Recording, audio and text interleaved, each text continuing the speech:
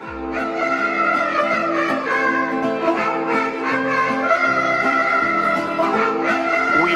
to build a wall, and it has to be built quickly.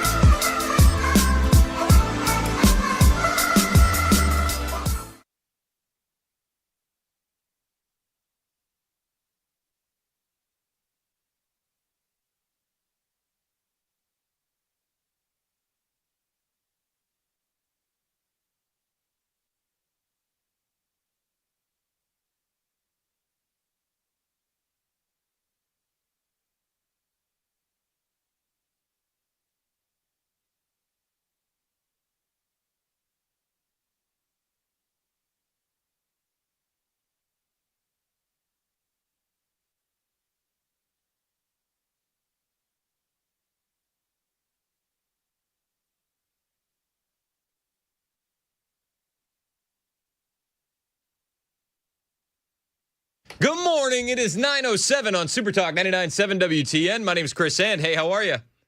Show's brought to you by our friends at Better Water LLC, water filtration systems, water softeners, betterwater.com. We are so excited for the show that we got today. Mason Fleming's producing, by the way. He always does a fantastic job. We got Joan Jones in the newsroom. What are you buttering me up for? I got a couple things I need to ask you for after the show. Oh, no. It's not that again, is it? Might be. Every now That and means again. I'm off the hook because it didn't butter me up at all. So. No. Totally off the hook. Every now and again, Mason's got to go through my email and respond to all the hate with apologies. Yeah, they're just so rude. They are pretty vicious. Why? We don't know. We love you guys, though. We do. All right. hate. So currently, we got Trump speaking in Quantico, Virginia. Pete Hegseth speaking earlier. They've gathered all of the top generals in the entire world, brought them to Quantico, and said, "Stop being fat and gay." Maybe I'm paraphrasing a little bit, but that's generally the message that we're getting. We are returning to a warrior ethos in the military, and Hegseth is leading the charge. I'm a huge fan of this, and I think that it's about damn time that somebody started speaking the way that Pete Hegseth has been speaking. This was him moments ago. Precision and ferocity of the War Department. In other words, to our enemies, F-A-F-O. Love it. Let's go. If necessary, our troops can translate that for you. Another way to put it is peace through strength, brought to you by the warrior ethos. And we are restoring both. I'm here for it. Hegseth is absolutely changing the mood, the vibe. There's an energy shift happening in the U.S. military. It's hard to describe, but you can't miss it if you're looking at it. He's not playing games. I'm very excited about this, and I love that they gathered everybody here for it. He said, from this moment forward, we are now the newly restored Department of War, and our business, well, that's war fighting. Generals, admirals, commanders, officers, senior enlisted, NCOs, enlisted, and every member of our American military. Good morning. Good morning, and welcome to the War Department. Because the era of the Department of Defense is over. You see, the motto of my first platoon was, "Those who long for peace must prepare for war." This is, of course, not a new idea. This crowd knows that. The origin dates to the 4th century Rome and has been repeated ever since, including by our first commander-in-chief, George Washington, the first leader of the War Department. It captures a simple yet profound truth. To ensure peace, we must prepare for war. Yep.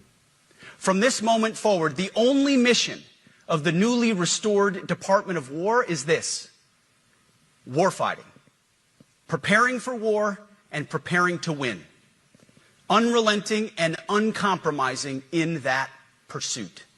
Not because we want war, no one here wants war, but it's because we love peace. We love peace for our fellow citizens. They deserve peace, and they rightfully expect us to deliver it. That's Pete Hegseth, and what a change we're seeing. I mean, it wasn't too long ago where Lloyd Austin was double masking and skipping out on his duties. It wasn't too long ago where Mark Milley was worried about white men and all the evilness that comes with white men. It wasn't too long ago where we had the Navy figuring out maybe for recruitment needs, we should actually put a Navy member in drag on social media. This isn't ancient history. This is just a couple months ago. And Hegseth is changing the absolute atmosphere over at the War Department. It's not just the name change. He's changing everything. We're going back to what we need to go back to, peace through strength. And we're not dealing with the goofy stuff anymore. This administration has done a great deal from day one to remove the social justice, politically correct, and toxic ideological garbage that had infected our department, to rip out the politics. No more identity months, DEI offices, dudes in dresses. Let's go, Pete. He goes on to say, no more climate change worship. We are done with that. Shh. He didn't edit it out. I had to. I really wish that the FCC would step up and, like, if guys like Hegseth are saying it or President Trump is saying it, like, we should be allowed to do so. I don't know how our overlords here at Cumulus would feel about it, but I just feel like we're all adults. You know what I mean? Like, what's the deal with I can't say shh on the radio. I don't mean to get sidebarred, but it's a bit frustrating when I know that this clip is just gas, but I have to cut it short because he used a bad word. But the message that he delivered, the message is even stronger. We're not having dudes in dresses. We're not going to worship at the altar of climate change. That's not what we're doing anymore. The direction of the War Department has changed. We're getting back to business. Business is killing bad guys. Business is good. Pete Hegseth, absolutely rocking it. He also said, "Listen, we're gonna return to the standards that brought us here. We're gonna show up with the gal that brought us to the dance, and we're not dealing with the gay stuff anymore, or the trans stuff, or the drag queens on social media, and we're not going to deal with fat, lazy generals anymore." That are arriving at your commands as we speak and in your inbox. Today, at my direction, each service will ensure that every requirement for every combat MOS, for every designated combat arms position, returns to the highest male standard only. Because this job is life or death. Amen. If you can't do a pull-up, maybe you shouldn't be out there fighting for the country. He went a step further, and he actually attacked, not physically, but verbally assaulted the generals who have gotten a bit too comfy in their positions, a bit too cozy. Going back for seconds on dessert, Pete Hegseth is not a fan. With physical fitness and appearance. If the Secretary of War can do regular, hard PT, so can every member of our joint force. Frankly, it's tiring to look out at combat formations, or really any formation, and see fat troops. Let's go. Likewise, it's completely unacceptable to see fat generals and admirals in the halls of the Pentagon. Amen. And leading commands around the country and the world. It's a bad look. It is bad, and it's not who we are. So whether you're an airborne ranger or a chairborne ranger, a brand new private or a 4-star general, you need to meet the height and weight standards and pass your PT test. And as the chairman said, yes, there is no PT test. But today, at my direction, every member of the joint force at every rank is required to take a PT test twice a year, as well as meet height and weight requirements twice a year, every year of service. Also today, at my direction, every warrior across our joint force is required to do PT every duty day. Let's go, Pete. This is unbelievable. I mean, this is kind of how it should have been all along. But for Pete Hegseth to get out there and just put it on the line, we're tired of fat generals. It's a bad look, 100%. Listen, if you can't control your own self, how can we expect you to control the soldiers? You have no discipline in your own life. So how can we trust you to have discipline on the battlefield? I love it. I love it. Oh, it's crazy, man, that this even has to be a topic of discussion. But it does, and it is.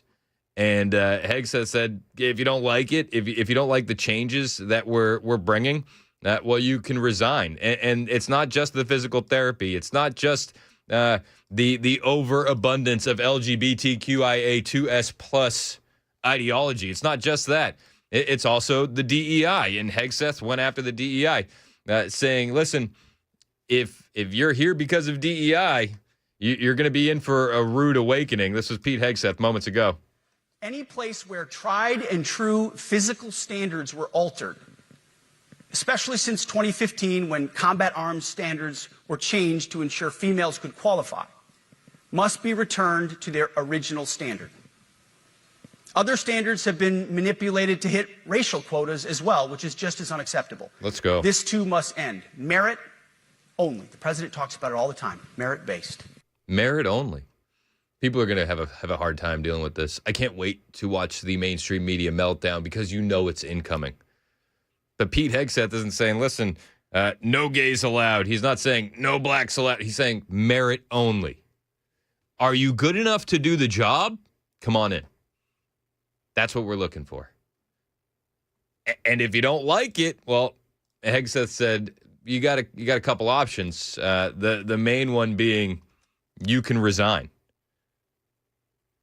If you don't like these new standards, you don't have to work here. The private sector is waiting for you. To our great republic, at great sacrifice to yourselves and to your families. But if the words I'm speaking today are making your heart sink, then you should do the honorable thing and resign. We would thank you for your service. But I suspect, I know, the overwhelming majority of you feel the opposite. These words make your hearts full. You love the War Department because you love what you do, the profession of arms. You are hereby liberated to be an apolitical, hard-charging, no-nonsense, constitutional leader that you joined the military to be. We need you locked in on the M, not the D, the E, or the I, not the DEI or the DIE of dime. By that I mean the M, military, of the instruments of national power. And if you don't want to, there's the door. I do tend to agree with Hegseth. The overwhelming majority of these generals are going to be like, about time. About time. We're not dealing with the evilness of white people from Mark Milley. We're not dealing with Lloyd Austin forcing vaccine mandates down our throat. We're done with that. We're done with the DEI quotas. The overwhelming majority of these guys are all in on this. But he takes it a step further. But in many ways, it's not their fault. It's not your fault. As foolish and reckless as the woke department was, those officers were following elected political leadership. An entire generation of generals and admirals were told that they must parrot the insane fallacy that, quote, our diversity is our strength. Of course, we know our unity is our strength. Amen. They had to put out dizzying DEI and LGBTQI plus statements. They were told females and males are the same thing, or that males who think they're females is totally normal. It's not. They were told that we need a green fleet and electric tanks. They were told to kick out Americans who refuse an emergency vaccine. They followed civilian policies set by foolish and reckless political leaders. Hegseth just dropping the hammer. Quantico, Virginia today, as he addresses top military leaders from around the world. President Trump is also there. He's currently addressing these military leaders. And if you like what you heard from Hegseth, I think you're really going to like what you're hearing from Trump. He's not holding back at all. We'll bring you some of the comments from President Trump when we return. This is all happening right before our eyes. Everybody was wondering, what is this meeting about? What is this meeting about? I think we just learned. Stop being so fat and so gay. Let's focus on the mission. If you can do the job, you're welcomed here. No matter your sexual orientation or your skin color, but we're getting back to merit. And our generals need to lead by example. God bless Pete Hegseth. We got a lot more on the way. 9:21, this is Super Talk, 99.7 WTN.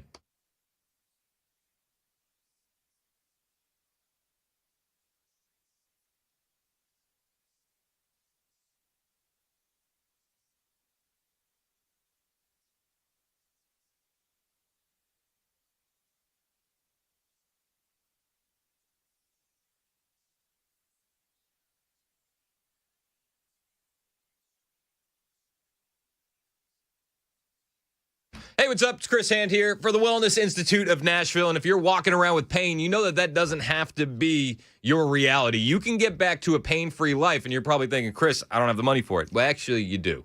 You can get back to a pain-free life with what you can scrounge up in the couch cushions today, thanks to the Wellness Institute of Nashville. Just $12 is the Big Daddy Trump special. $12. It's going to land you a full exam, x-rays if needed, a well-explained diagnosis, and your first treatment. Yes, you heard me right. All of that for only $12. Dr. Mitchell, Dr. Ashley, they're not going to give up on getting you back to a pain-free life. And it doesn't matter what you're dealing with.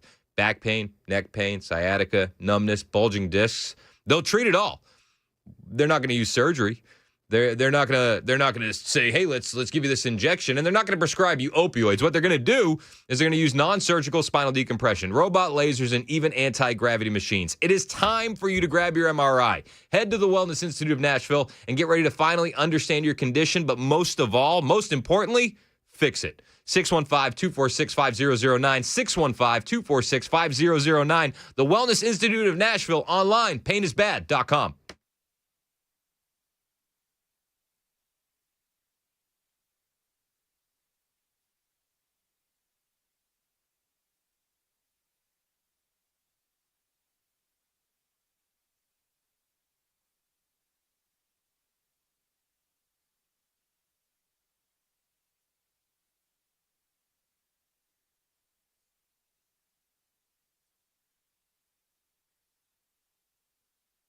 So we got Gavin Newsom out here doing his absolute best to try and intimidate MAGA. I'm sorry. I know some people's sensibilities.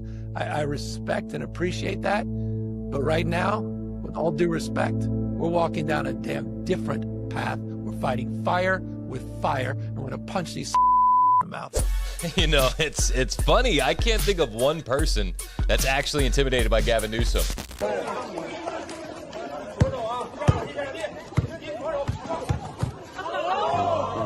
Okay. I stand corrected.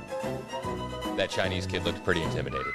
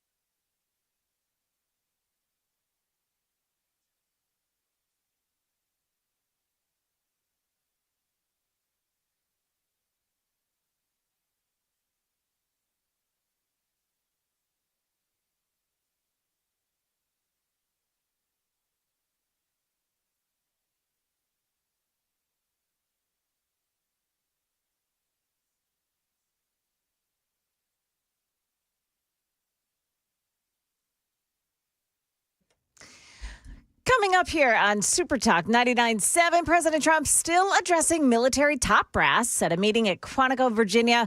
We'll tell you what he has had to say. Also, a sad update about a local shooting that we'll tell you about here coming up at 9:30 on Super Talk 99.7 WTN. Yeah, we'll be bringing you the latest from President Trump. We're monitoring this speech right now. We're already lining up the best clips for you.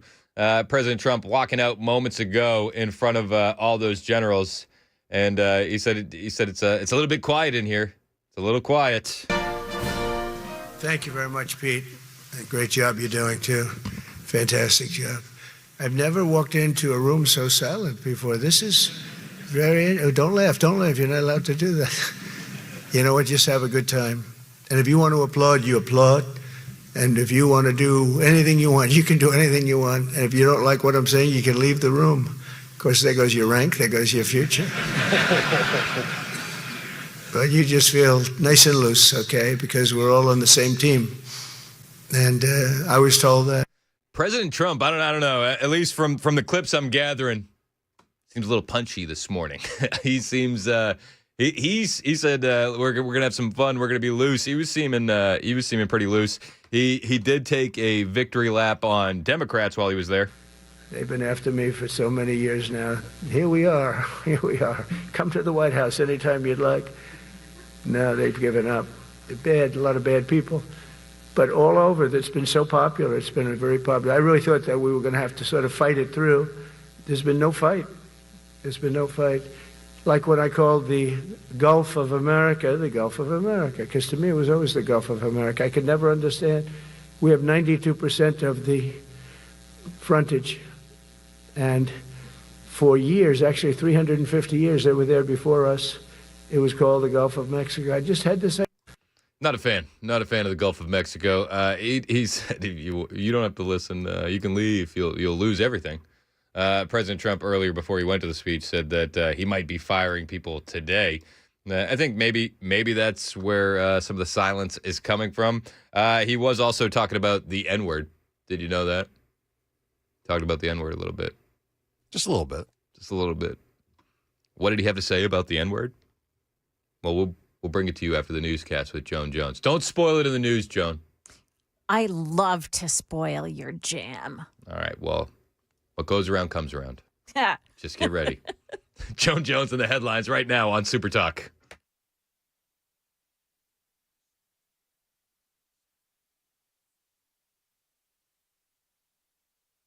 Good morning. Now 9:30, and I'm Joan Jones with your top stories. Yeah, President Trump is still speaking before the assembled military leaders at Quantico, Virginia. The president rubber stamping the initiatives laid out by Secretary of War Pete Hegseth to include male-level physical standards for all combat positions, grooming standards, and no more DEI. President Trump saying that has been good for business. We're now at 106% of our recruiting targets for the year, and that's the best in far more than a generation. President Trump also announcing that the Navy will get 19 new ships next year, saying that these won't be ugly ships. These will be aesthetically pleasing ships. We do have a sad update to a story we brought you earlier this morning. A 10-year-old boy who was shot in the head in Dixon County last night has now died from his injuries. This happened in Burns about 10 o'clock last night. The Dixon County Sheriff's Office saying the shooting appears to have been accidental. Former NFL quarterback Jay Cutler has begun serving a 4-day jail sentence in Franklin. You'll remember he cut a deal with prosecutors to bring an end to a DUI case. In exchange for pleading guilty, Williamson County prosecutors dropped a weapons charge the former NFL star was facing. Cutler, the former husband of Hollywood star Kristen Cavallari, was involved in a traffic accident nearly a year ago and failed a field sobriety test. He was charged with illegally possessing a firearm while intoxicated. Just moments ago, President Trump announced Trump RX this morning as a direct-to-consumer website for Americans to buy drugs, as well as an announcement that Pfizer plans to lower prices on several of its medications in the U.S. Trump RX would allow people to pay cash for certain drugs directly from a government website at a discounted price negotiated by the government. More on this to come as we learn more. That is the latest news. Weather's next. I'm Joan Jones, WTN News.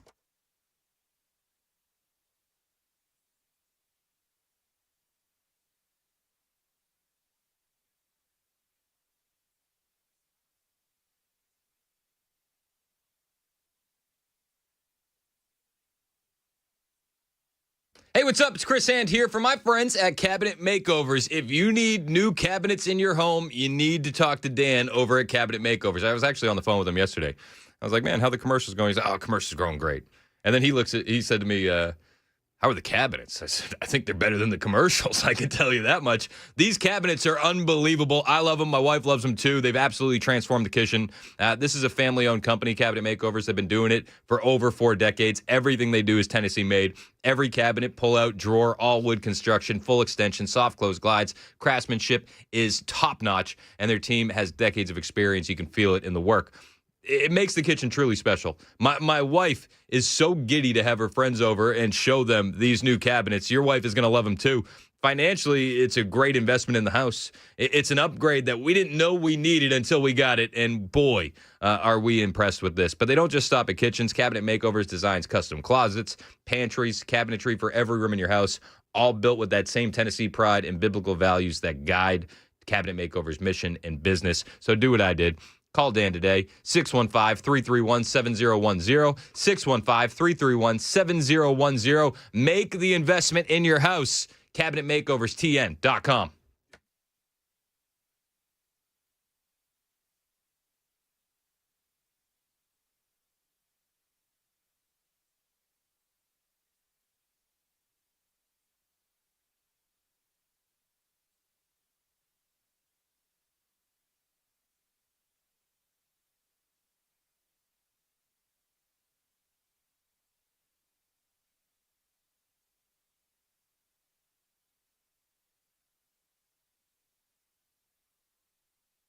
I'm Pastor Alan Jackson, and I'm excited to invite you to join me for my brand new show on Super Talk 99.7 WTN.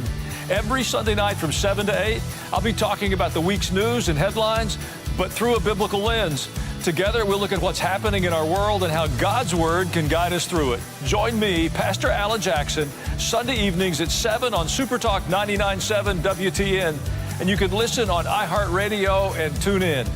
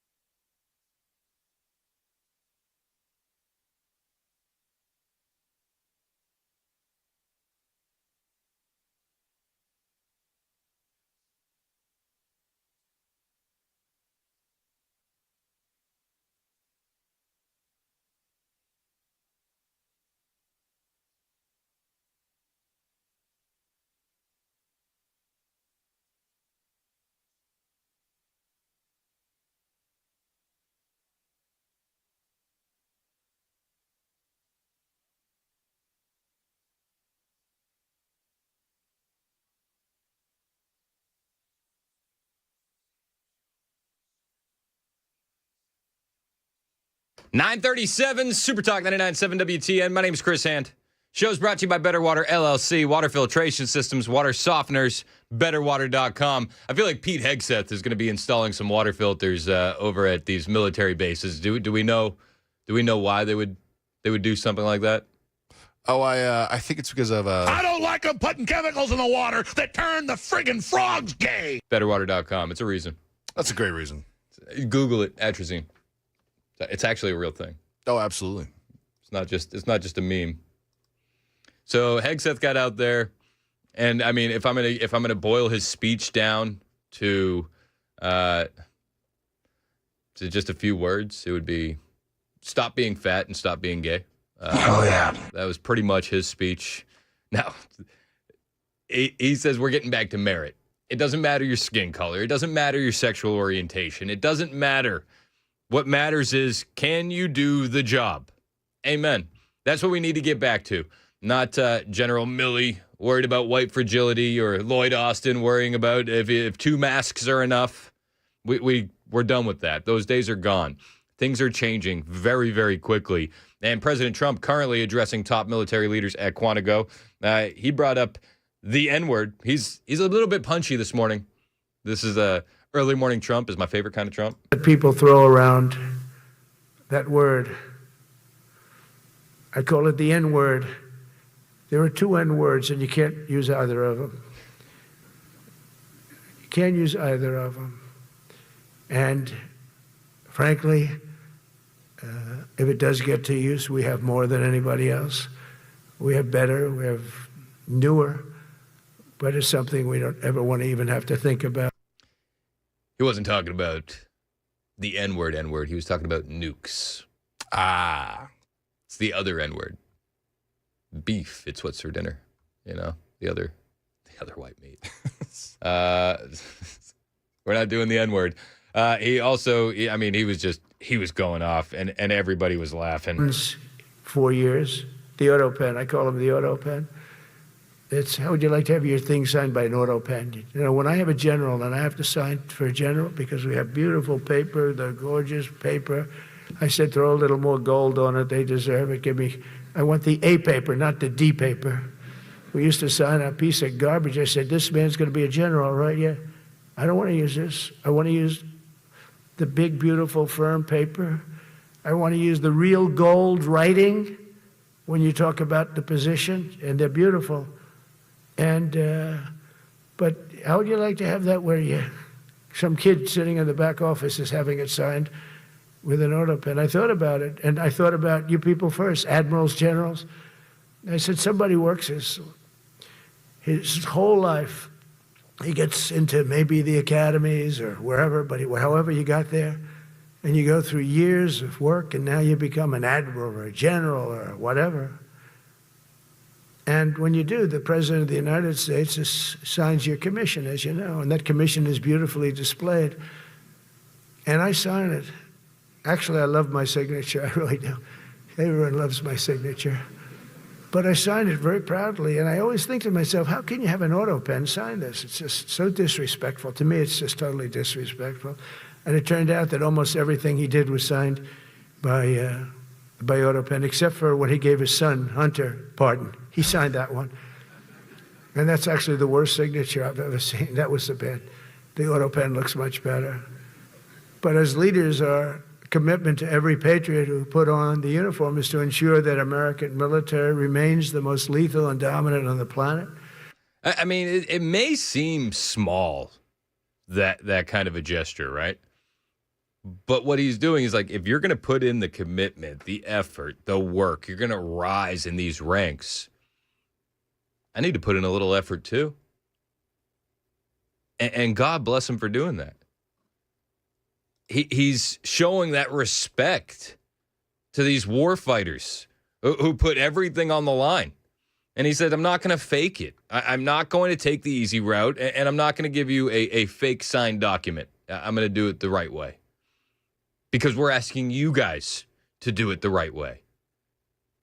It's not just rules for thee, but not for me in the Trump administration. And this is small, but it means a lot it means a great deal. He's not putting these responsibilities on the back burner.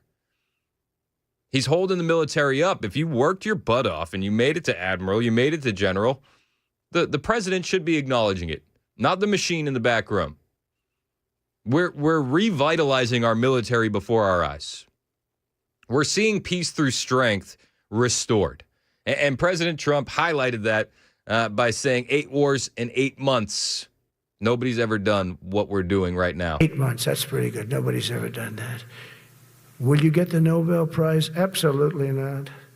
They'll give it to some guy that didn't do a damn thing. They'll give it to a guy that wrote a book about the mind of Donald Trump and what it took to solve the wars. And he'll get the Nobel Prize will go to a writer. No, but well, let's see what happens. But it's be a big insult to our country. I will tell you that. That may be a big insult to a lot of people. I think Donald Trump does deserve the Nobel Prize for what he's been able to do. Notwithstanding the peace deal that was unveiled yesterday, and that was the peace deal between Israel and Hamas. AP is reporting that Hamas is going to be okay with it. I mean, we'll get to that a little bit later in the show. I think there's still some huge question marks around that peace deal. Who violates it first? Both of these groups hate each other so much that it's almost predetermined that somebody's going to violate this at some time. It's just a matter of when. But we'll talk about that as well later on in the show. But President Trump's commitment to peace, it's huge. We're seeing it on full display. He doesn't dehumanize his enemies. He humanizes them. And both sides of the conflict, whichever conflict we're discussing, he doesn't treat the others like they're less than. He tries to humanize them because that's the quickest route to peace. It just is. Now, the previous administration and the leadership that they had rise up the ranks didn't understand that at all. And I mean, you can point to things like the botched withdrawal of Afghanistan and the like, but President Trump, he sees what's going on, and he also understands how the media is going to be reporting on all this. And make no mistake, the media today is going to be in a tailspin, going off about Hegseth being such a bigot and a fascist, and they're going to go at President Trump as well. But he knows that, and he was talking about CNN to the generals. Its target. It was total obliteration. CNN, when we came back, fake news CNN, their camera just went off. Look, their camera, every time I mention them, they turn the camera off because it's never good. They say, this is a problem. But I don't blame them. You're better off keeping it off. But they have some scammer reporter who started saying, without any knowledge, that he may not have hit the targets as well as they thought. It may not have been obliteration. He did hit the targets, and I got to give us a little credit, right? It was obliteration, it turned out. The Atomic Energy Commission said it was obliteration. They had, not only did they hit the target, they had these chutes. And think of this here, way up in the sky. I'll be honest, when all of that was going down with Israel and Iran, I didn't see the third option that President Trump saw, which was obliterating the nuclear site. He made the right call there. I was worried that we would be dragged into a never-ending quagmire in the Middle East. I should have had more faith in the president. I should have had more faith in how much he values our soldiers to not put them in that situation. And I don't think any other president could have handled that situation the way he did. And I think that the soldiers understand that as well. But we have a lot of globalists that want these wars. They want regime change. They want American soldiers fighting these battles. He actually went after the globalists and the warmongers in this speech in Quantico. This was about 40 minutes ago at this point. Something. But together with many of you in the room, we've brought back the fundamental principle that defending the homeland is the military's first and most important priority. That's what it is. Only in recent decades did politicians somehow come to believe that our job is to police the far reaches of Kenya and Somalia, while America is under invasion from within. We're under invasion from within. No different than a foreign enemy, but more difficult in many ways because they don't wear uniforms. At least when they're wearing a uniform, you can take them out. These people don't have uniforms. But we are under invasion from within. We're stopping it very quickly. After spending trillions of dollars defending the borders of foreign countries, with your help, we're defending the borders of our country from now on. We're not going to let this happen. Biden let people come in from prisons, mental institutions, drug dealers, murderers. You know, we had 11,488 murderers allowed into our country by this guy who had no clue. He had no clue. He shouldn't have been there in the first place, but he had no clue. The people that ran the office, the White House, were people that surrounded him, radical left lunatics. Yep. That are brilliant people, but dumb as hell when it came to policy and common sense. And they allowed people from all over the world, from the Congo. They opened up prisons in the Congo. They came into our country totally unmatched, unvetted, unchecked. And from all over South America, not just South America. You know, you think South America, no, but from all over. A lot came in from Venezuela. Venezuela emptied its prison population into our country. That's why they have Tren de Aragua, one of the worst gangs ever. I mean, yeah, he's right. I mean, just the other day, Chicago, what was it, Chai Garcia? He's a congressman out of Illinois. He's like, they're taking our best people. They're disappearing them. They make the city beautiful. And it's like, then the headline on Breitbart, it's like, Tren de Aragua gang member arrested in Chicago. But it's not just South America, as the president said. We got a report here from Just the News. 400 Iranians to be deported from the U.S. to Iran, says the country's foreign ministry. How'd they get in? As many as 400 Iranians will be deported from the U.S. back to Iran in the coming weeks, according to the country's foreign ministry on Tuesday.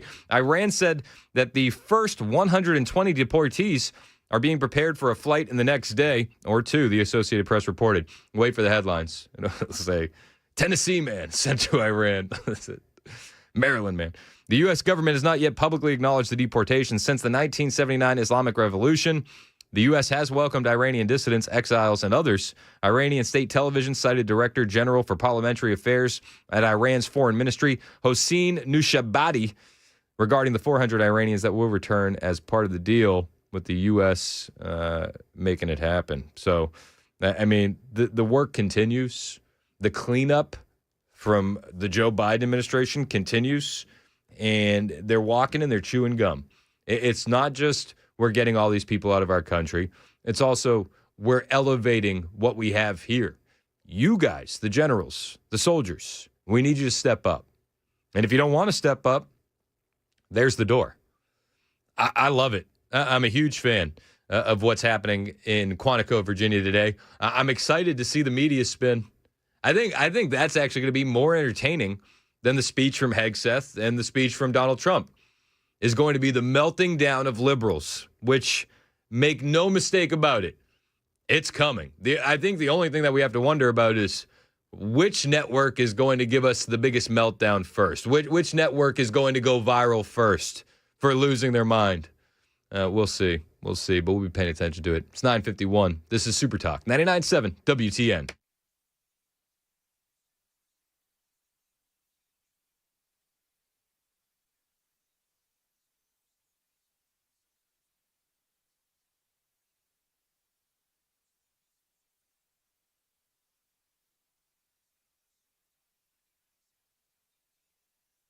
During the promo, me and Mason were making some side bets, and Mason put money on MSNBC. He beat me to it. I think it's a good one. It's a good one. Or whatever they call themselves now. Yeah, MSDNC. Yeah. MSNBS. All right, hey, it's Chris Hand here, and I got to tell you about my friend Shane Ring over at Cover Nash.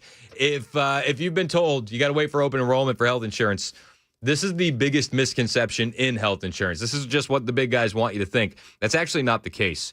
Cover Nash can get you covered right now, today. No waiting, no gimmicks. You missed open enrollment, they got you covered. You lost your job, they got you covered. You're just sick of the overpriced junk insurance? Why wouldn't you be? Cover Nash has you covered. They partner with over 75 top-rated insurance companies, including brand new nationwide PPO options with deductibles as low as $250, flat $50 doctor visits, even for specialists, ACA-compliant plans with free preventative care like physicals, colonoscopies. Not that you're excited about that. The works. They do it for families, individuals, self-employed, small businesses. Stop overpaying, stop waiting, and stop thinking you're stuck. Go to covernash.com or pick up the phone and call Shane Ring right now. 615-465-0023. 615-465-0023. covernash.com.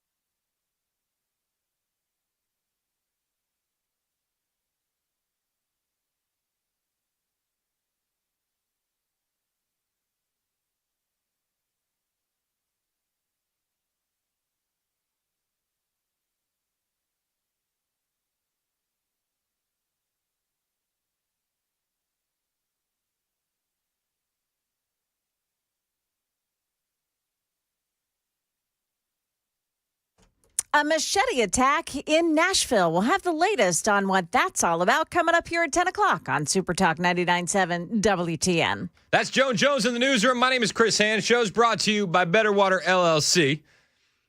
Water filtration systems, water softeners, betterwater.com. I'm getting some texts. I'm getting some texts. So what was his number? Oh, 6485. I invited him to call in because I like dialogue. But he said, the definition of irony. Captain Bone Spurs, the draft dodger in chief, airing his political grievances to actual, all caps, leaders. What a joke. Space, double exclamation point. Anytime I see a space before the exclamation points, it's a huge red flag that you're a liberal. Is that just me? It's the liberal pause. Well, I said call in. I said call in. He said, for what? I said, to make your points and have a dialogue. I haven't gotten a response back yet. Did Donald Trump dodge the draft? Let's. How about this? Let's play that he did. Good. He's doing a lot better for the country now.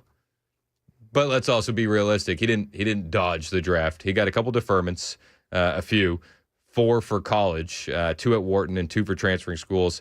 And then he was classified a 1-Y, unfit for service except in a national emergency. And later a 4F, permanently unfit after the draft ended because of bone spurs. A lot of people say the bone spurs weren't real. They were faking it. But there's actually no evidence of that. They say it's a legitimate condition. But you're welcome to call in and make your points. I'm happy to have the conversation.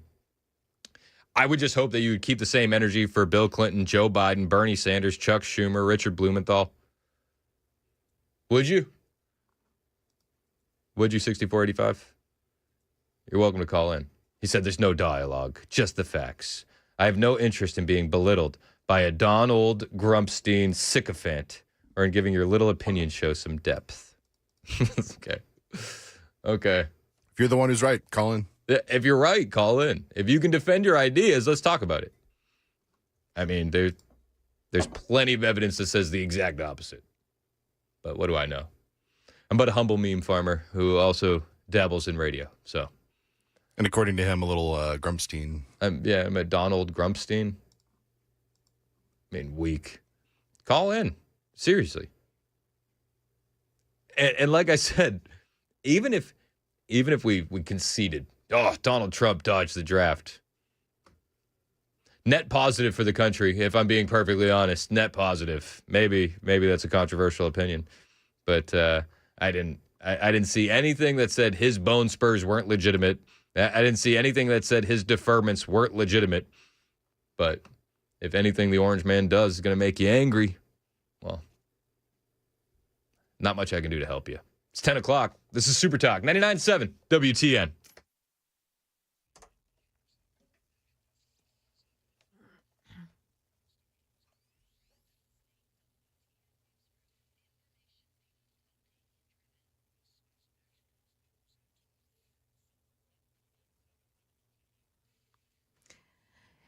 Good morning. I'm Joan Jones with your top stories. More from Secretary of War Pete Hegseth, who laid down some new law in a speech before generals and admirals in a televised session at Quantico Marine Base, announcing that the military field test is back. Today, at my direction, we are also adding a combat field test for combat arms units that must be executable in any environment at any time and with combat equipment. These tests, they'll look familiar. They'll resemble the Army Expert Physical Fitness Assessment or the Marine Corps Combat Fitness Test. I'm also directing that warfighters in combat jobs execute their service fitness test at a gender-neutral, age-normed male standard scored above 70%. It all starts with physical fitness and appearance. Now, Hegseth also announcing that all military members will be required to undergo a physical fitness test and weigh in twice a year. The federal government is teetering on the brink of a shutdown, which could come at midnight tonight. Republicans refusing to negotiate for any benefits for illegal aliens or to restore Medicaid cuts. Tennessee Congressman John Rose. They're trying to use this as a leverage point to achieve a radical leftist agenda. Senate Majority Leader John Thune planning to force the Senate to vote today over and over again, looking to get Democrats on the record. A machete attack reported overnight in Nashville. News 2's Megan Fee saying this happened during a dispute between the victim and an acquaintance. This is reported around 2 a.m. near Whites Creek Pike and Trinity Lane, north of downtown. Officers treated that victim on scene, then took them to Vanderbilt University Medical Center, and they say they have critical injuries. The attack reportedly taking place inside of a home at that location. In Charlotte, North Carolina, yesterday, families of violent crime victims slamming prosecutors who continue allowing repeat offenders to walk the streets. It comes after the stabbing death of Ukrainian refugee Irina Zarutska on a commuter train. Stephen Federico says his 22-year-old daughter, Logan, was shot and killed during a home invasion. Alexander Dickey, a man with a long criminal record, was charged with the crime. Who was arrested 39 times. Mia Alderman says her 20-year-old granddaughter, Mary Collins, was murdered back in 2020. 3 of the people charged in the case have yet to go on trial. We need to ensure that those accused of heinous crimes are swiftly prosecuted. Both families pressing lawmakers to keep repeat offenders behind bars and not give bail to anyone accused of a violent crime. That's ABC's Perry Russum. Stocks are mixed right now. The Dow Jones Industrial's down 102. The Nasdaq is plus 18 and the S&P 500 index down 2. That's the latest news. Weather is next. I'm Joan Jones, WTN News.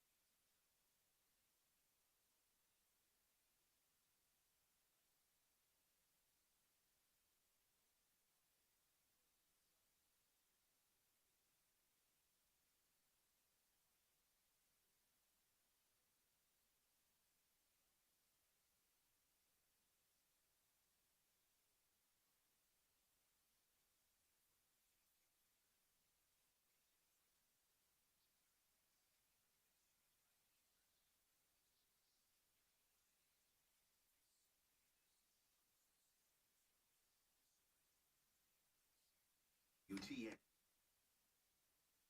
10:06 Super Talk 99.7 WTN. Hey, how are you? It's Chris Hand. Show's brought to you by our friends at Better Water LLC, water filtration systems, water softeners, betterwater.com. We got a guest coming in later on today. Sorry, I got distracted by the Chiron on Fox News. We got a guest coming in today, Josh Teetfault, good friend. He is a senior director over at Turning Point USA. He's going to be in into the 11 o'clock hour. He's going to spend an hour with us. We're going to talk about the direction of Turning Point, what's happening, where we go from here. I got distracted because I was across the Fox News Chiron. It said they're changing some security measures for the TPUSA event tonight. They're tightening things up. Good. We need to. We need tight security. We need to protect those people that are being brave and fearless and going out on those college campuses. So we're going to talk to Josh later on today. Very excited for that conversation. Josh was one of the first hires at Turning Point USA. He's been with the organization for over a decade now. So it's gonna be a cool conversation. One of the things I do want to get to today was Trump and Netanyahu yesterday unveiling how to end the war in Gaza. A 20-point peace plan has been released. It's honestly, it's the same peace plan that we've seen a few times, but they seem a lot more confident today than they have in the past. This is how it went down yesterday. So this is a big day, a beautiful day, potentially one of the great days ever in civilization. Things that have been going on for hundreds of years and thousands of years. We're at a minimum very, very close, and I think we're beyond very close. And I want to thank Bibi for really getting in there and doing a job. We've worked well together, as we have with many other countries, both of us, with many other countries, which is the only way this whole situation gets solved. And I'm not just talking about Gaza. Gaza is one thing, but we're talking about much beyond Gaza. The whole deal, everything getting solved. It's called peace in the Middle East. So today is a historic day for peace, and Prime Minister Netanyahu and I have just concluded an important meeting on many vital issues, including Iran, trade, the expansion of the Abraham Accords, and most importantly, we discussed how to end the war in Gaza, but it's just a part of the bigger picture, which is peace in the Middle East. I mean, it's truly a historic day. We have to see what happens. It's going to take some time, and both these countries hate each other. Both of them. Palestine hates Israel. Israel hates Palestine. Somebody's going to violate this deal. And right now, Hamas is mulling over the deal. I believe the Palestinian Authority said that they would accept the deal. But Trump formally laying out a 20-point peace plan. This afternoon, after extensive consultation with our friends and partners throughout the region, I'm formally releasing our principles for peace, which people have really liked, I must say. So what are the 20 points for the peace plan? Well, I have them here for you. Let's roll through them one by one. Gaza, number one, Gaza will be de-radicalized, terror-free zone that does not pose a threat to its neighbors. Number two, Gaza will be redeveloped for the benefit of the people of Gaza, who have suffered more than enough. Number three, if both sides agree to this proposal, the war will immediately end. Israeli forces will withdraw to the agreed-upon line to prepare for a hostage release. During this time, all military operations, including aerial and artillery bombardment, will be suspended, and battle lines will remain frozen until conditions are met for the complete staged withdrawal. Number four, within 72 hours of Israel publicly accepting this agreement, all hostages, alive and deceased, will be returned. It is not clear what happens to enforce this provision if Hamas does not agree to the deal. Number five, once all the hostages are released, Israel will release 250 life sentence prisoners, i.e. those convicted in a court of law of having murdered Israelis, plus 1,700 Gazans who were detained after October 7th, 2023, including all women and children detained in that context. For every Israeli hostage who remains are released, Israel will release the remains of 15 deceased Gazans. Number six, once all hostages are returned, Hamas members who commit to peaceful coexistence and to decommission their weapons will be given amnesty. Members of Hamas who wish to leave Gaza will be provided safe passage to receiving countries. Number seven, upon acceptance of this agreement, full aid will be immediately sent into the Gaza Strip. It is not clear who is paying for this aid. At a minimum, aid quantities will be consistent with what was included in the January 19th, 2025 agreement regarding humanitarian aid, including rehabilitation of infrastructure, water, electricity, sewage, rehabilitation of hospitals and bakeries, and entry of necessary equipment to remove rubble and open roads. Number eight, entry of distribution and aid in the Gaza Strip will proceed without interference from the two parties through the United Nations and its agencies and the Red Crescent, in addition to other international institutions not associated in any manner with either party. Opening the Rafah crossing in both directions will be subject to the same mechanism implemented under the January 19th, 2025 agreement. Number nine, Gaza will be governed under the temporary transitional governance, of a technocratic, apolitical Palestinian committee. responsible for delivering the day-to-day running of public services and municipalities for the people in Gaza. This committee will be made up of qualified Palestinians and international experts with oversight and supervision by a new international transitional body, the Board of Peace, which will be headed and chaired by President Donald J. Trump, with other members and heads of states to be announced, including former Prime Minister Tony Blair. This body will set the framework and handle the funding for the redevelopment of Gaza until such a time as the Palestinian Authority has completed its reform program as outlined in various proposals, including President Trump's peace plan in 2020 and the Saudi-French proposal, and can securely and effectively take back control of Gaza. This body will call on the best international standards to create modern and efficient governance that serves the people of Gaza and is conducive to attracting investment. Number 10, a Trump economic development plan to rebuild and energize Gaza will be created by convening a panel of experts who have helped birth some of the thriving modern miracle cities in the Middle East. Many thoughtful investment proposals and exciting development ideas have been crafted by well-meaning international groups and will be considered to synthesize the security and governance frameworks to attract and facilitate these investments that will create jobs, opportunity, and a hope for future Gaza. Number 11, a special economic zone will be established with preferred tariff and access rates to be negotiated with participating countries. Number 12, no one will be forced to leave Gaza. For those who wish to leave, they will be free to do so and free to return. We will encourage people to stay and offer them the opportunity to build a better Gaza. Number 13, Hamas and other factions agree to not have any role in the governance of Gaza directly, indirectly, or in any form. All military, terror, and offensive infrastructure, including tunnels and weapon production facilities, will be destroyed and not rebuilt. There will be a process of demilitarization of Gaza under the supervision of independent monitors, which will include placing weapons permanently beyond use through an agreed process of decommissioning and supported by an internationally funded buyback and reintegration program, all verified by the independent monitors. New Gaza will be fully committed to building a prosperous economy and peaceful coexistence with its neighbors. Number 14, a guarantee will be provided by regional partners to ensure that Hamas and the factions comply with their obligation and that the new Gaza poses no threat to its neighbors or its peoples.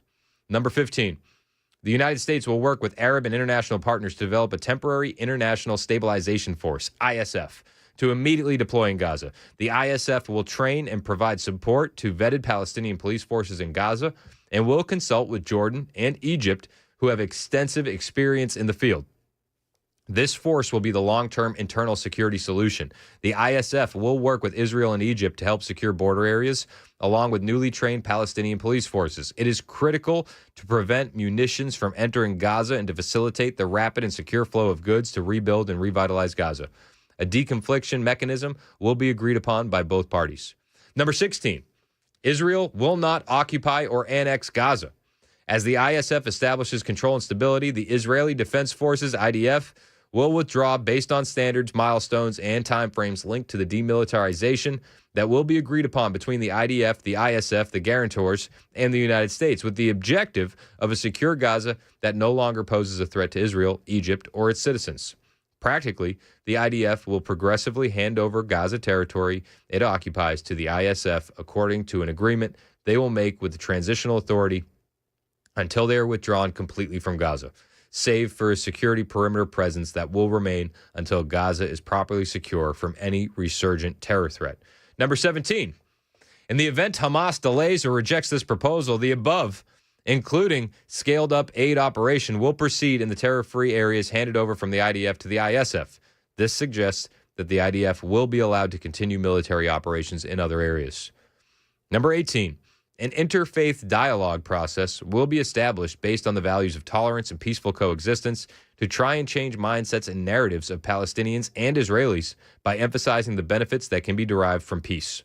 Number 19, while Gaza redevelopment advances and when PA reform program is faithfully carried out, the conditions may finally be in place for a credible pathway to Palestinian self-determination and statehood, which we recognize as the aspiration of the Palestinian people.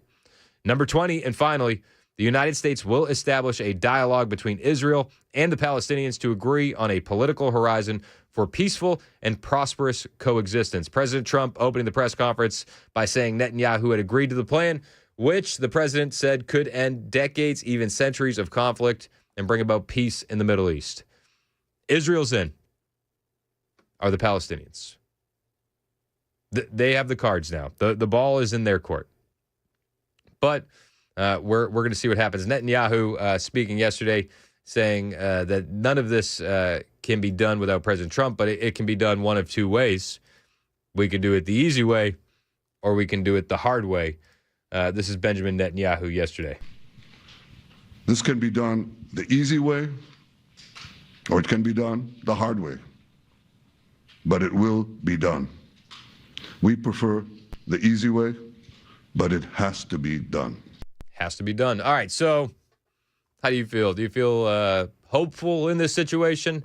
I'm going to be patient with it. I don't have any real faith. It seems like this is the same deal that we saw before.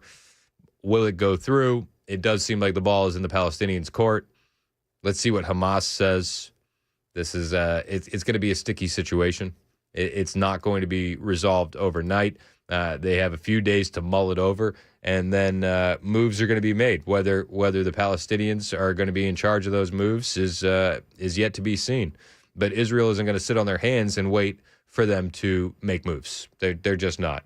As you heard Benjamin Netanyahu there, we can do it the easy way, or we can do it the hard way. Those are your options. I would choose the easy way. I would choose a prosperous Gaza as opposed to the destruction that we see currently. But we'll see what happens. Special Envoy Steve Witkoff was discussing President Trump's plan to end the conflict in Gaza. Witkoff has been in the middle of all of this, and he joined Fox News yesterday after that announcement. You've dealt with all of these figures in that region. You know how tenuous this can be. One step forward, two steps back. Yes. You feel this one is different? I do, because we have so much widespread support from all of the Gulf Coast Arab countries. We have widespread support from the Europeans.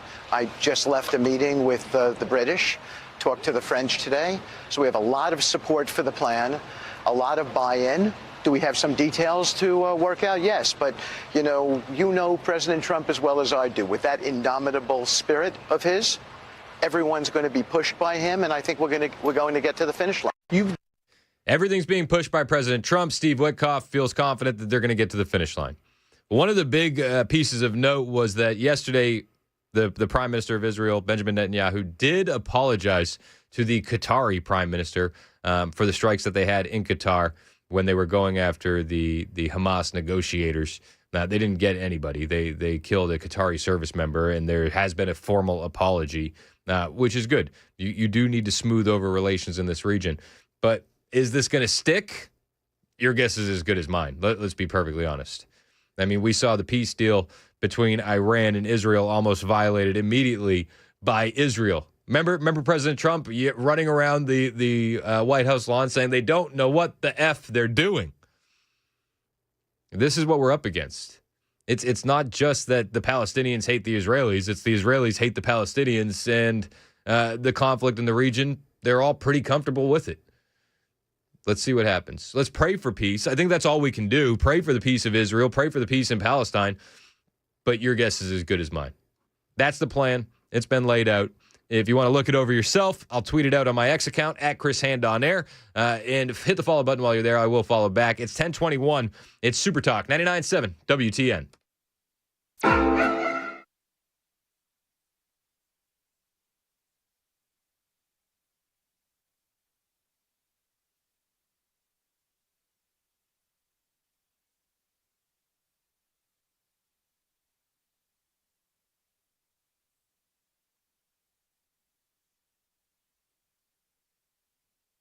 Hey, what's up? It's Chris Hand here from my friend Brink Fiddler over at Defense Systems.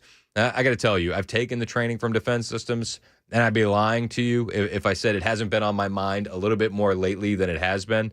But these are skills that I hope I never have to use, but I'm grateful that I have them. What do you do if somebody gets shot? I mean, depending on where they get shot, it's different operation procedures.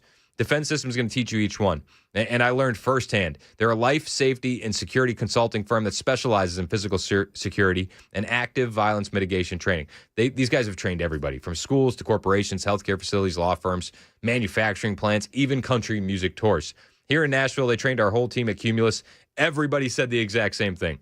I don't want to use these skills, but I'm grateful I have them. They've trained over 30 Middle Tennessee schools, and I got to ask you a question. Has your child's school received this training? Active violence events are on the rise. It's not something we're happy about, but danger spills into everyday life, everyday places. Are you ready should that happen? Are you, if you or a loved one were critically injured, do you know what to do? If you take the training from Defense Systems, the answer is going to be yes every single time. Don't wait until it's too late. Visit defensesystems.com or call Brink Fiddler directly, 615-236-6484, 615-236-6484. That phone call could save a life. defensesystems.com.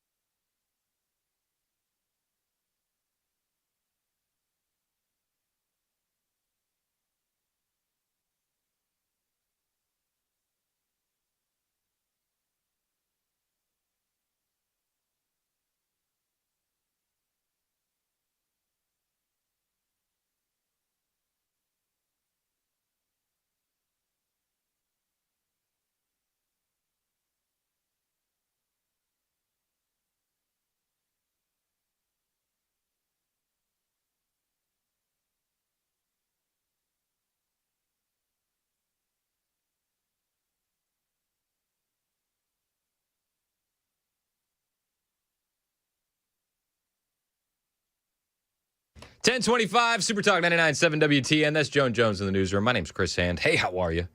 Show's brought to you by Better Water LLC, water filtration systems, water softeners, betterwater.com. We got Mason Fleming producing. Hey, do you want to take a guess at how optimistic the text line is about the peace plan between Israel and Palestine? Ooh, let me take a gander there.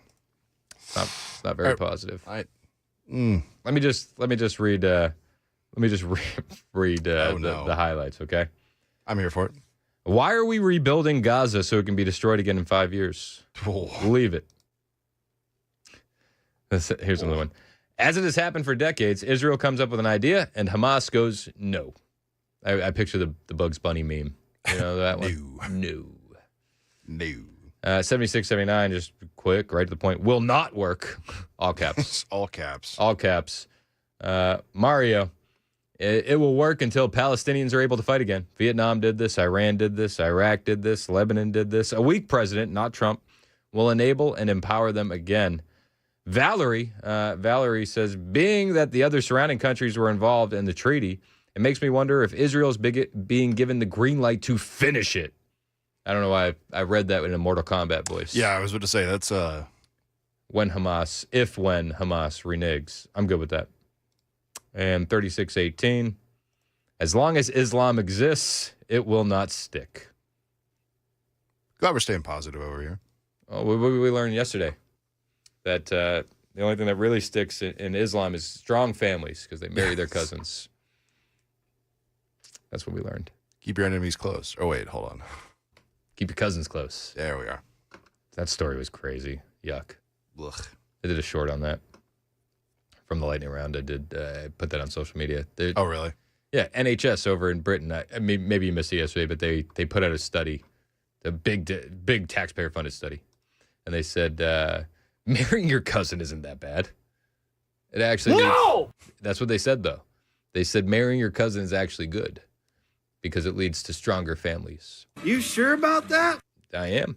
And they said better economic ties or better economic strength. How about new?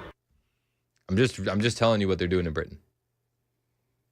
Not a fan. Londonistan. The point of that study is that they've been invaded by the Muslims and their culture has been taken over. So much so to the point where you got to justify cousin marriage. Slippery slope. You start saying you can marry your cousins, and then they're going to say, well, didn't Muhammad marry a little girl? I'm offended that you wouldn't let us marry a little girl. It's not a stretch. It's not. These ideas are not compatible with Western culture. They're just not. We're seeing that on full display through many countries in Europe. We see it on full display here in America, in Dearborn, Michigan, or in the province of Somalia, Minnesota. I mean, and we see it all the time. It doesn't jive with Western culture. I think that's putting it the nicest way I can. Mostly peaceful. Do you want to stop talking about cousin marriage? Please. Okay,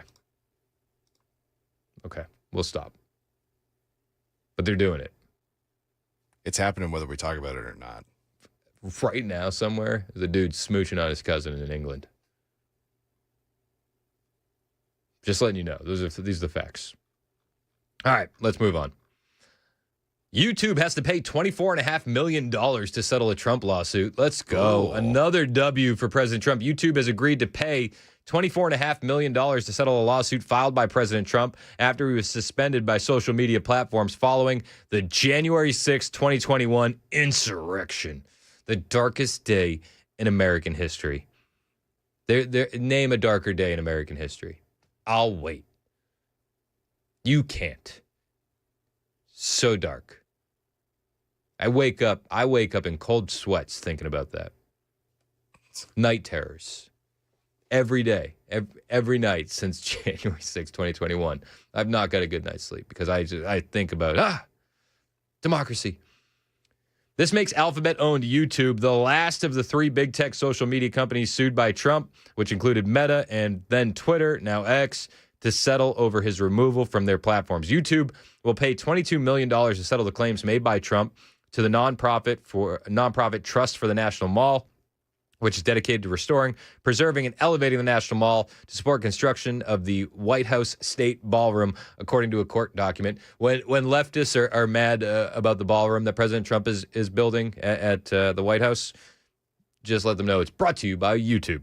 The social media company will also pay $2.5 million to settle with other plaintiffs, such as the nonprofit American Conservative Union. YouTube directed CNN to the court document when asked for comment. They said, please, we don't want to have to repeat ourselves. We're embarrassed enough. It's 10:30. Super Talk, 99.7 WTN.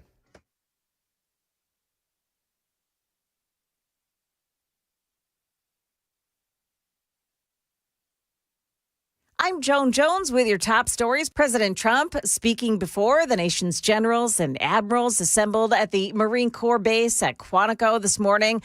They've already heard from Secretary of War Pete Hegseth, who told them, among other things, there needs to be gender-neutral attire, telling them leadership needs to be apolitical and women get no special treatment anymore. But when it comes to any job that requires physical power to perform in combat, those physical standards must be high and gender neutral. If women can make it, excellent. If not, it is what it is. Hegseth saying also that any leader 1 star or above, that if anything that he said this morning makes their hearts sink, they should consider resigning.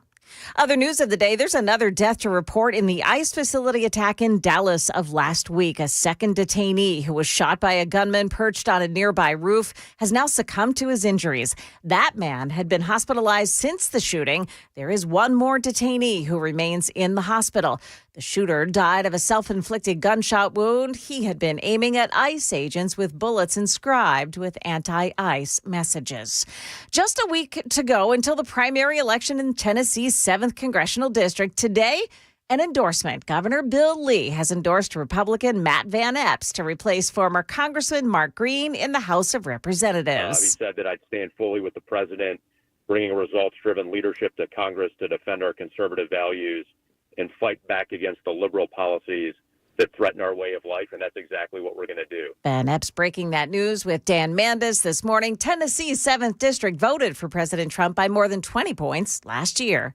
That's the latest news. Weather is next. I'm Joan Jones, WTN News.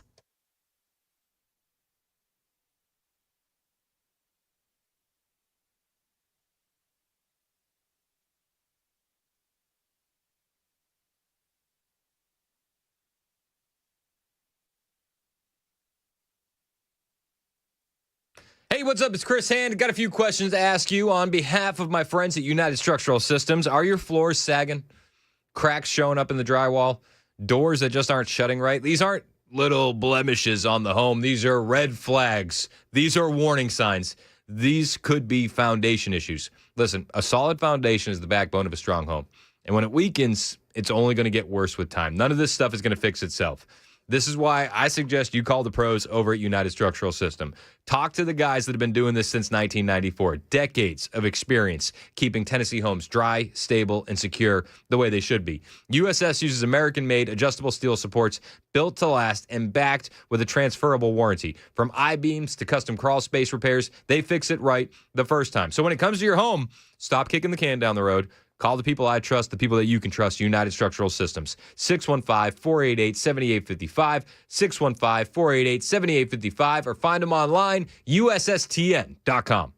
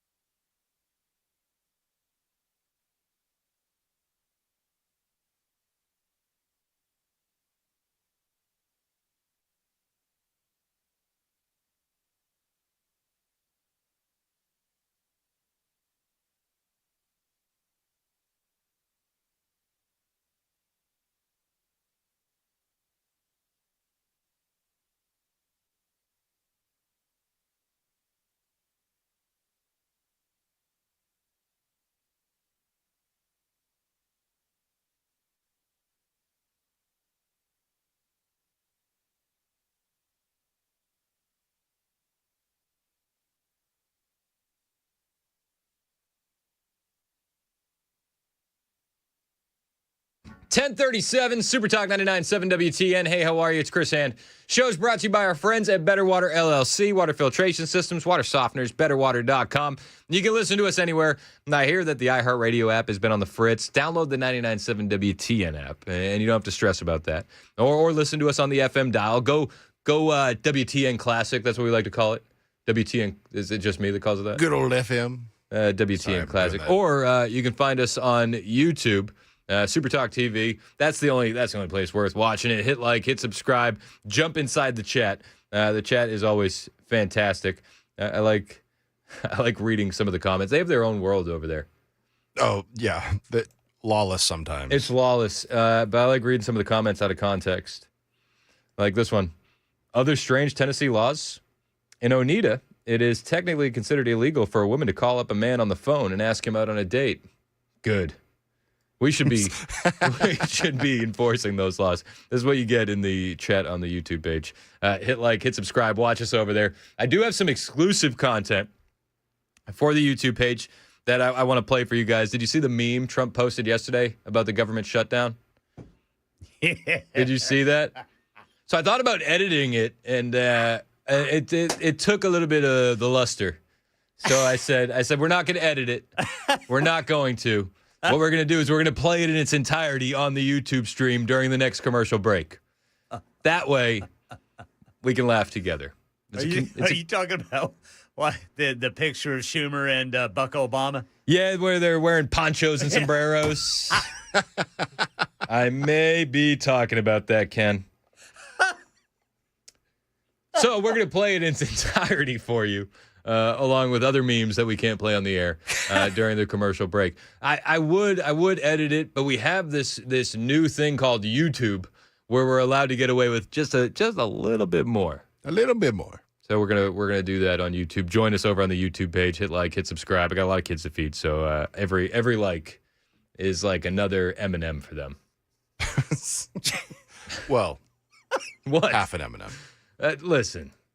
The ones we get without the food coloring are expensive. So, I'm just kidding. I don't even know if they have those.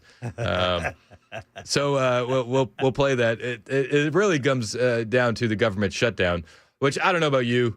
I, for one, love a good government shutdown because every time it happens, we're forced to realize how little the government actually does for us and how much of a waste they are on society. So I think it's a net positive. Well, we get to hear the mainstream media say words like catastrophic. Yep, it is. It is catastrophic. They've started using Schumer Shutdown. I don't know if anybody knows this, but behind the scenes for about 4 days now, Ken Weaver's been running around going, why aren't they saying Schumer Shutdown? I'm telling you, man. He's like, the branding, the alliteration. Ken Weaver has been going off. He's been coming to me. He's like, Chris, I need you to say Schumer Shutdown. We got to make it stick. So we'll get there. We'll get there. It is the Schumer Shutdown. J.D. Vance addressing it yesterday. A very frank conversation with the Senate and House Democratic leadership. Look, the principle at stake here is very simple. We have disagreements about tax policy, but you don't shut that government down. We have disagreements about health care policy, but you don't shut the government down. You don't use your policy disagreements as leverage to not pay our troops, to not have essential services of government actually function. You don't say the fact that you disagree about a particular tax provision is an excuse for shutting down the people's government and all the essential services that come along with it. If you look at what Chuck Schumer has said in the past consistently, it's whatever our disagreements are, let's negotiate with them, let's talk about them, let's figure out a bipartisan solution, but you don't shut the government down. In other words, you don't put a gun to the American people's head and say, unless you do exactly what Senate and House Democrats want you to do, we're going to shut down your government. That's exactly what they're proposing out there. And what is it that they want to do? Well, what they really want is they want health insurance money for illegal aliens, and they want to trans your kids. I mean, that's really the crux of the issue. But J.D. Vance says we're not going to let you take the government hostage. We're not going to bend the knee. This is not what we're doing anymore. I love the strength that's coming from the White House on this, and I love J.D. Vance. He's very articulate when it comes to negotiations. One of the things I admired about the president, but frankly the entire team's approach during the conversation we just had with Chuck Schumer and Hakeem Jeffries was, they have some crazy ideas. Giving taxpayer money to illegal aliens for health care, that's a crazy idea. Yep. Funding transgender surgeries in Peru, that's a crazy idea. But they had some ideas that I actually thought were reasonable, and they had some ideas that the president thought was reasonable. What's not reasonable is to hold those ideas as leverage and to shut down the government unless we give you everything that you want. There were multiple times where Leader Jeffries or Leader Schumer would say, you know what, we should be doing this. And the President of the United States would say, yeah, absolutely, let's have that conversation. But we're going to do it in the context of the people's government being open. We're not going to let you take the people's government hostage and then give you everything that you want. And that's really the state of the negotiation. Yeah, let's have a conversation. Let's have a negotiation. But we're not going to shut down the government because we won't give the Democrats everything that they want. That's J.D. Vance yesterday, and listen, he's operating from a place of strength, and we respect that. Again, I think there is a bit of a net positive in the government shutting down. We do have a bit of breaking news happening right now. Joint Base McGuire is under lockdown in New Jersey for an active shooter alert. We're monitoring the situation. I don't know exactly what's happening. It just came across the screen, so we are going to be trying to get the latest on that and see what's happening. What have you heard on this, if anything? I've not heard anything yet. I just saw it come across the screen as well. I alerted our famous Ken Weaver in the back, and he's doing our deep dive into what's going on right now, and hopefully we should have some news updates for us soon. Okay, yeah, there's a bunch of stuff coming in on Twitter or X, but I'm not seeing any live action firing or anything, like any videos from the base or anything like that. Okay, so as soon as more information comes available, we will have it for you right here on Super Talk 99.7. Ken, if you get any updates, you just feel free to break in. No matter what we're doing, let's follow that breaking news. Should we get more information? All we know right now, Joint Base McGuire under lockdown for an active shooter. We also do know that we're awaiting the president speaking live from the Oval Office soon. I don't know if these events are going to change the timetables on that, but we will keep you updated. Back to the government shutdown. Congressional Democrats are baffled. This is what we're seeing from CNN. They're saying that congressional Dems are baffled that Republicans aren't bending the knee to transgender for everybody up to and including Peru and healthcare for illegal aliens. And Jake, this feels very different than what happened back in March. At that point, the Democrats also had similar leverage as they were facing a potential government shutdown. But Chuck Schumer then decided he could not afford to see the country go through a potentially prolonged shutdown, ultimately agreed with Republicans, voted for that legislation, encouraged other Democrats to go that way, and endured significant blowback from Hakeem Jeffries, the Democratic leader, and other House Democrats. This time, Jeffries and Schumer are very much on the same page. In fact, in a matter of minutes, Jake, they plan to answer questions from reporters about how they see this playing out in the days ahead. But at the moment, the view on Capitol Hill is that a shutdown seems almost certain to happen unless a miracle happens at the 11th hour. Almost certain to happen unless we get a miracle. Chuck Schumer, he's riding with Hakeem Jeffries, Dollar Store Obama, Buck Obama, Timu Obama. And yes, of course he's going to, because after the last time they did this, he got slandered by the left so horrifically that they're saying AOC is a viable replacement for Chuck Schumer. Do you realize how bad things have to be when people look at you and they say, you know who would do this better? The bartender, actually. We would rather have the bartender. That's not a good look. It's not a good look. Chuck Schumer, he did go to a podium. You heard the guy on CNN saying they're going to answer questions. And Chuck Schumer said, listen, I did everything I could to end this government shutdown.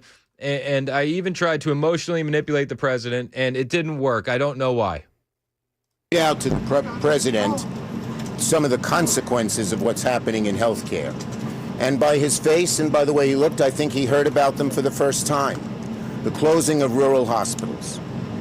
The fact that so many clinics are closing.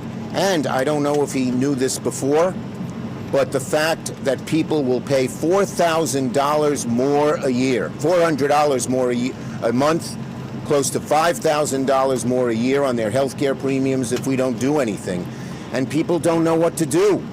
The average working family can't afford that. I told him how I met a mother who was crying to me because her daughter had cancer. And what has happened with health care, with what they have done, she's going to watch her daughter suffer and maybe die. And so he seemed to, for the first time, understand the magnitude of this crisis. And we hope he'll talk to the Republican leaders and tell them we need bipartisan input on health care. That's Chuck Schumer. I did everything I could. I told the president I met a mother who had a child with cancer. What are we doing? This is emotional manipulation. President Trump is not falling for it. Chuck Schumer, he's being manipulated by the Democrat Party. He understands how dumb this is, and I'll show you. I'll give you an example. This is Chuck Schumer in 1996. So what? 30 years ago, and he was actually talking like a conservative talks today. This is the change in Chuck Schumer. He knows the difference between right and wrong and what we're doing here, but he also wants to cling to power with his frail old hands as desperately as he can. So he's going to go along with Buck Obama, Timu Obama, for any of the demands the Democrats have. But this is Chuck Schumer back in 1996. Western Lensman on Twitter, which is a great follow, pulled this clip. This is an anti-fraud amendment. Over where we go, people say, well, why can't you stop illegal immigrants or others from coming here? And the number one answer we give our constituents is when they come here, they can get jobs, get benefits against the law because of fraud. And here, the gentleman from Florida has put together the most effective anti-fraud measure we can find without it changing the actions of the government one bit. And we find all this opposition. Ladies and gentlemen of this chamber, what I worry about is that this bill, which started out with good intentions, whether you agree with it or disagree with it, is going to end up being the same kind of thing that the public gets angry with us on.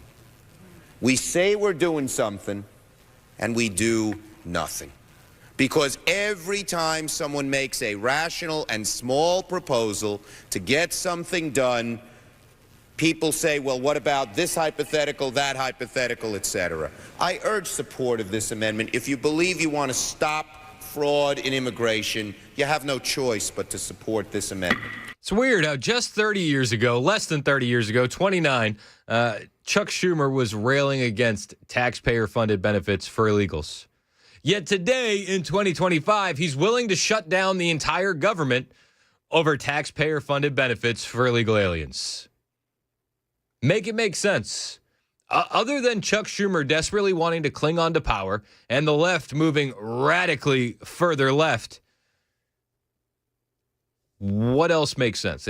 None of it does. So the government shutdown, I do believe that is coming. What does the government shutdown look like? Who works? Who doesn't? How much does it cost? Fox News had a big breakdown on this. Clock is ticking to fund the government. So far, lawmakers do not have a path forward. A government shutdown happens when Congress can either pass all 12 appropriations bills to fund the government, nor pass a continuing resolution, a CR, which typically keeps funding levels static while lawmakers hustle to finish their work on spending bills. That's kind of where we're at right now. There's been a few government shutdowns. Typically, we'll see thousands of federal workers deemed non-essential furloughed. The Office of Management and Budget released a memo last week that directed agencies to use this opportunity to consider reductions in force, RIFs, for all employees and programs that have no other available funding source and that don't comport with Trump's priorities if lawmakers couldn't fund the government. Those RIF notices, silver lining. Let's use this as an opportunity to clean up some of the pork that's in Washington, D.C. That's what we need. Lord knows it's what we need. $37 trillion in debt. I don't see any negative letting the government shut down for a few days and watching the Democrats sweat and squeal. It's 10:51. This is Super Talk 99.7 WTN.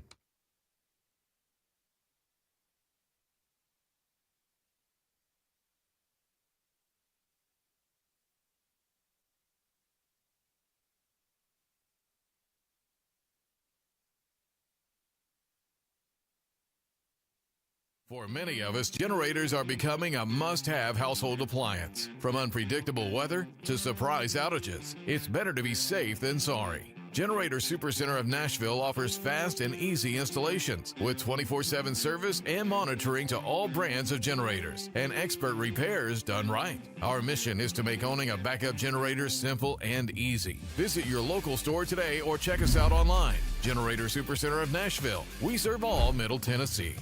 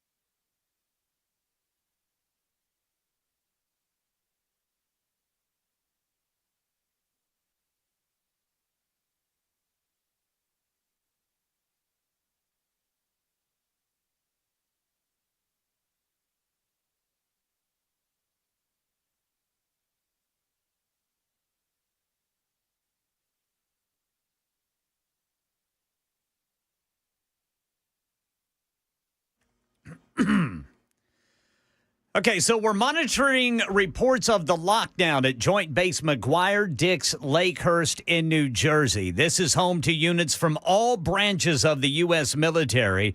So there is a lockdown announced by the base, but officials are not saying exactly why. There's a lot of reports going on social media that it's a active shooter, but no official confirmation on that. We'll get you the latest on that and other top stories coming up at 11 on Super Talk 99.7 WTN. That's Ken Weaver in the newsroom. It's 10:57. My name's Chris Hand. Show's brought to you by Better Water LLC, water filtration systems, water softeners, betterwater.com. Joint Base McGuire. We will be providing you updates. Ken, feel free to jump in this conversation with any updates that you may have. Big 10-4, brother Chris. We got Josh Tefault in studio, who is a senior director for Turning Point USA, and I'm really excited to have you here, Josh. Just given the state of the movement and the nature of what we've been seeing, you've been working behind the scenes a lot over the past few years, but this event has radicalized you. You are now going back on offense. So welcome to the show. That's a great way to put it. I've actually been with Turning Point USA since January 2015. I had the same start day as the great Tyler Boyer, who's the head of our political operations over at Turning Point Action. And I hadn't thought of it that way, but that's completely correct. This event has radicalized me. Yep. I've been behind the scenes for a number of years. I used to do a lot of radio, TV, that sort of thing in the early days of Turning Point, and then went behind the scenes, built this nice little life. People didn't really know who we were. We loved living here in Nashville. And as soon as Charlie died, and Charlie was a very close friend of mine, I mean, God just hit me with this massive calling, like, you need to do more. What are you going to do to advance the kingdom of God beyond treating this like another job, as passionate as I was about it? So I've been completely lit on fire, and all that we want to do is just tell everyone we can about Jesus and advance this movement for the rest of our lives. So the first thing I did was call Chris. I was like, Chris, we got to talk about this. Well, it's funny, when I was back at Turning Point, I would joke, I'd say, me and Josh really make up Turning Point South. And that's kind of what we're doing here. But we're seeing revival in the country. And I think that's one of the biggest silver linings from what we've seen. What does this revival look like to you, and how do we keep it going? So I'm going to clarify a point there. I believe it's the beginning of a revival. So we see a fire in the woods, but it's not a full-blown forest fire yet. And that's because there are millions and millions, dare I say tens of millions of Americans who are now interested in the gospel of Jesus Christ, who are watching these mega viral Charlie clips going around the internet talking about Jesus, talking about who he was, talking about what it means to be saved. And they're interested. And I absolutely love the direction that Turning Point USA is taking. Erica has just been extraordinary ever since the week Charlie died, with everything that she said. And it doesn't surprise me, because everything I've heard from Erica ever since Charlie and Erica began dating has been extraordinary. I mean, she's a woman of God, and to see how God's used her the past few weeks has just been a beautiful thing. But I see that Turning Point USA has risen to the challenge, and we have rightfully understood that a lot of these political issues are actually spiritual issues disguised as political issues.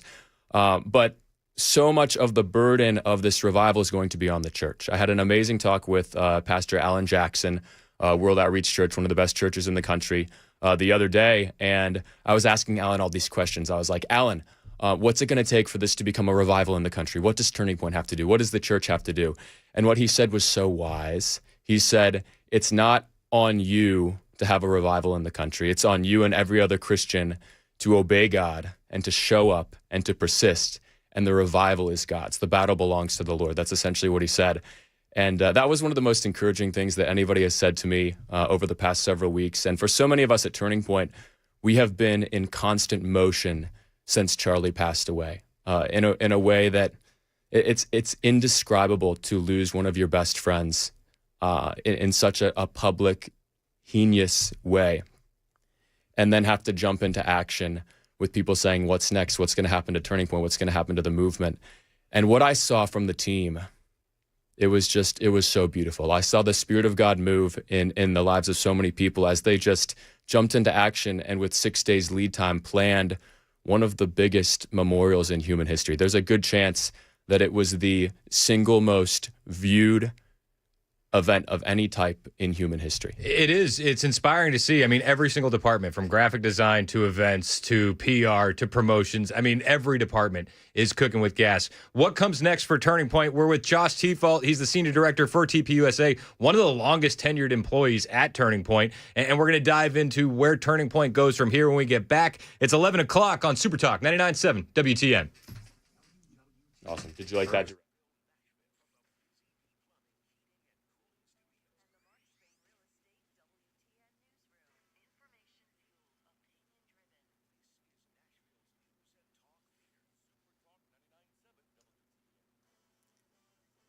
I'm Ken Weaver with your top stories. We've got the full forecast and traffic coming up in 5 minutes, and I got great news to pass along from Joint Base McGuire, Dix Lakehurst. They, 2 minutes ago on Facebook, issued in all caps, all clear, all clear, all clear. We were monitoring reports of a lockdown at the base that is home to units from all branches of the U.S. military, about a 42,000 square foot facility there in Trenton, New Jersey. In his speech to generals and admirals who flew in from all over the world to Quantico Marine Base, Secretary of War Pete Hegseth announced a series of new policies for the U.S. military. Speaking to an auditorium full of commanders in their dress uniforms, Secretary Pete Hegseth said the era of the Department of Defense is over. We became the woke department, but not anymore. Hegseth announced all troops in combat roles must now meet the highest standard for men. He's instituting a new combat field test, banning beards except in the special forces, reviewing the military's rules on bullying and hazing, and ending anonymous complaints.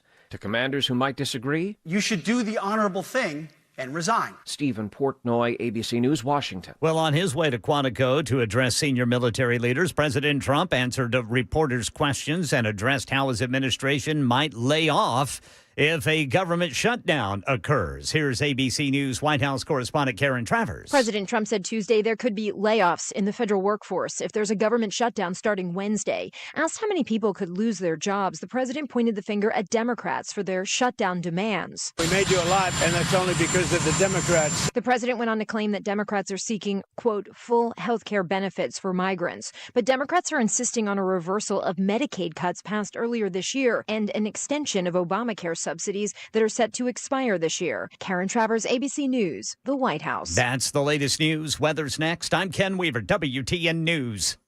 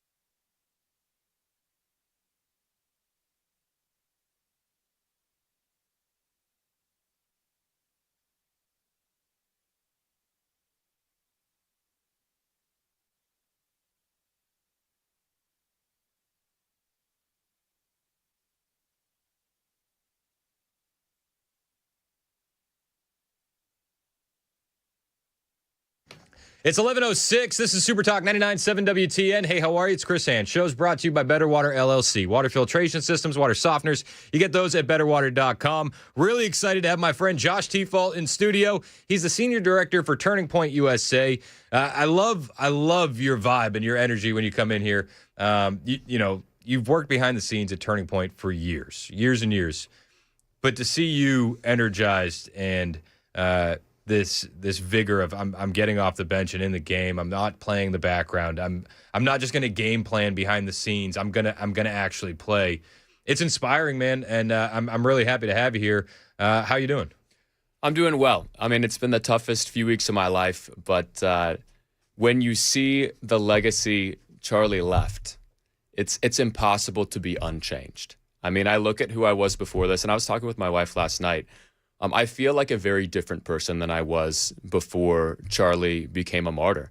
I mean, Charlie spent 11 years pouring into my life. When I met him, I was a Christian. I became a Christian when I was a young kid. But when I met him, I was not making the best decisions. I was not a strong Christian, I would say. And that man spent 11 years constantly calling me to a higher life. And we spoke, I would say, most days over the last 11 years. We were very close personally.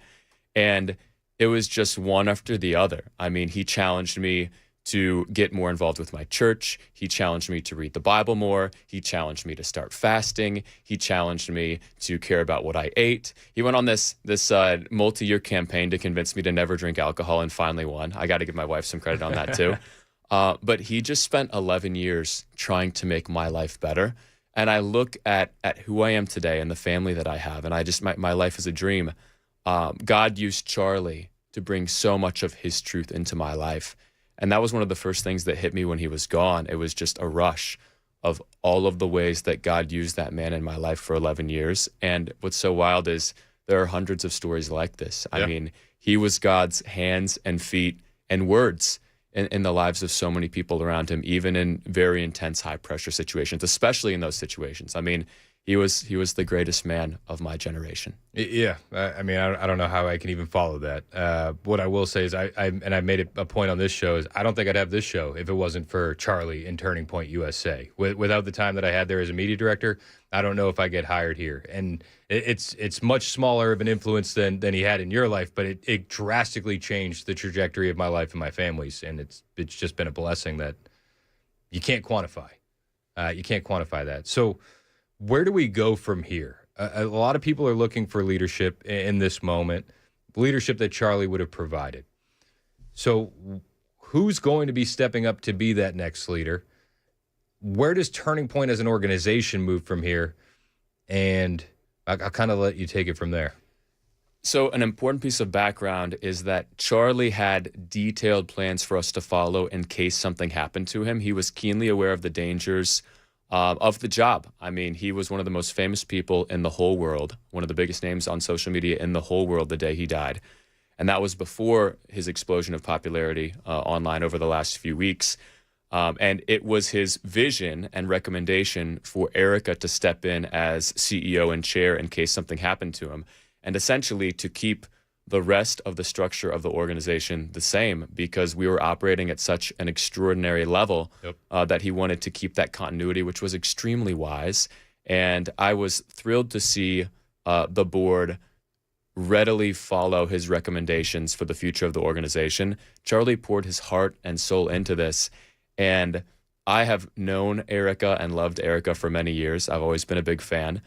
And my respect for her just hit another level the past few weeks, to see the way that the Spirit of God flowed through her, not just in what you saw publicly. And let's be honest, the speech on Sunday was the best speech of the modern era in America. That was a speech that echoed into eternity, and that was a speech that people are going to talk about 200 years from now. It was a turning point in American culture, a turning point that brings Christianity into the mainstream culture in this country in a way that was not possible before. And I'm so thankful for that. But she will be our leader, and I have full and complete and total faith that she will carry on this vision that we have been working towards now for over a decade. And every other key person is still there and working harder than ever. The future of Turning Point could not be brighter. And one of the biggest signs of this is not all the media, it's not any of the other external markers. It's that we have well over 100,000 students who have reached out to us in the past few weeks asking to start a Turning Point chapter. Yes. Now, some of that's overlap. Maybe it's like 4 kids from the same school.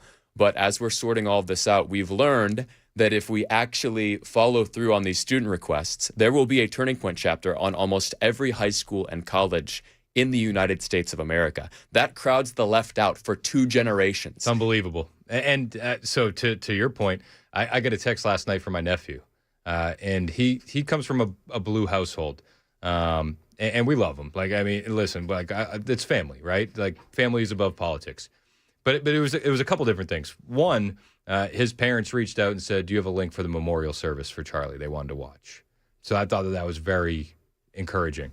I got a text from my nephew last night. He said, "Hey, my girlfriend is trying to start a Turning Point chapter. Do you have any advice?" And I was like, man, proud uncle moment. And it was unbelievable to watch. But you're seeing this everywhere. But I think now is more of a time than ever to put our foot on the gas.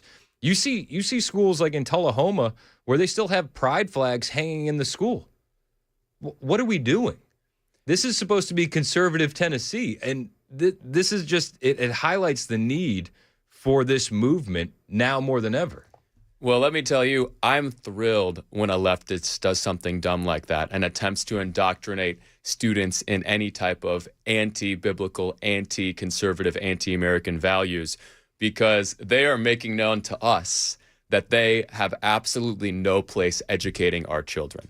So whenever a leftist does something like that, then great, we know who we are, and let's fight to remove them. This is Tennessee. There are so many followers of Jesus Christ in Tennessee who are paying money into the system so that their kids get a real education, not so that their kids can learn that there are 67 genders and hear from some teacher for an hour how God isn't real, they shouldn't listen to their parents, and they can decide to be whatever gender they feel like tomorrow.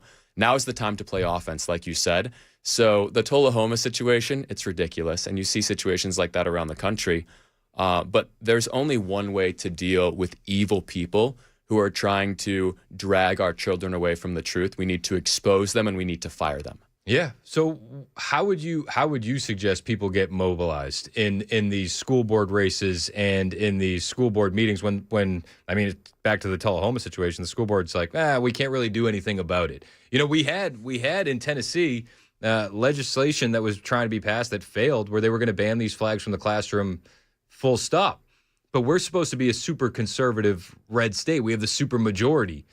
And it seems like we're up against it just as much as a state like Massachusetts or New York. So when I saw that happen in Tennessee, when I saw that fail, I was just completely blown away, because almost every major politician in Tennessee, you hear their campaign speech or you see their social media, and it's all about God and the Bible and America and the founding of the country. And then when push comes to shove and they have to vote, then it's either not going the right way or there's some reason why they're missing the vote that day.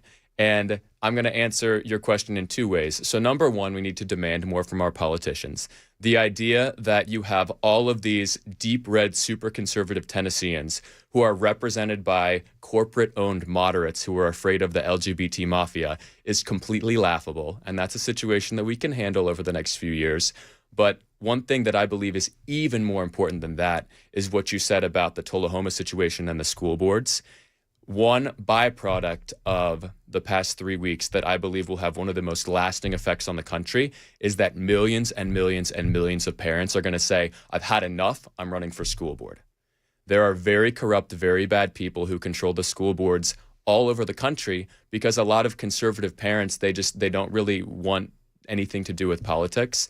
And a lot of that actually is the fault of the pulpit in America, because there are so many pastors who believe that politics is dirty. So many pastors in America who believe that politics is just not something that Jesus, the nice socialist who handed out bread, would want us to talk about. And that's completely antithetical to the gospel of Jesus Christ. Charlie went on so many rants about this, especially over the past few years. If 1/4 of the godly parents in the United States of America rose up and said, I heard that there is an LGBT flag flying in my 4th grader's classroom, I'm running for school board, the left is done. You might have a few blue school boards in especially deep blue areas of the country, but in almost all the country you would have conservative control, because we have truth on our side. It's very tough for these people to maintain control when godly parents are standing up and running for school board. There's just not enough of them who are willing. Amen. We need a little bit more Isaiah 6:8. You know, here I am, send me. And we've seen a lot of revival happening. How do we keep that going? And I know this has really been one of the biggest pieces after Charlie's assassination is just, wow, the gospel's hit every corner of the globe. But how do we further that even more? So the number one thing that absolutely had to happen was the world needed to look at September 10th through a spiritual lens and not a political lens. It would have been very easy to take this event and basically treat it like our George Floyd and win the midterms with it and make it all about left-wing terrorism and make it all about hate and make it all about vengeance and make it all about getting even.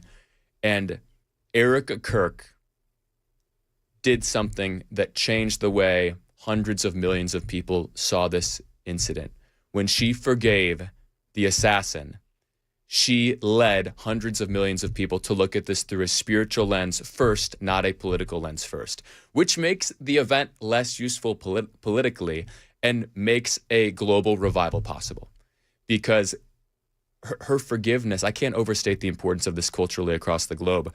Her forgiveness causes people to be spiritually challenged, not politically challenged by this.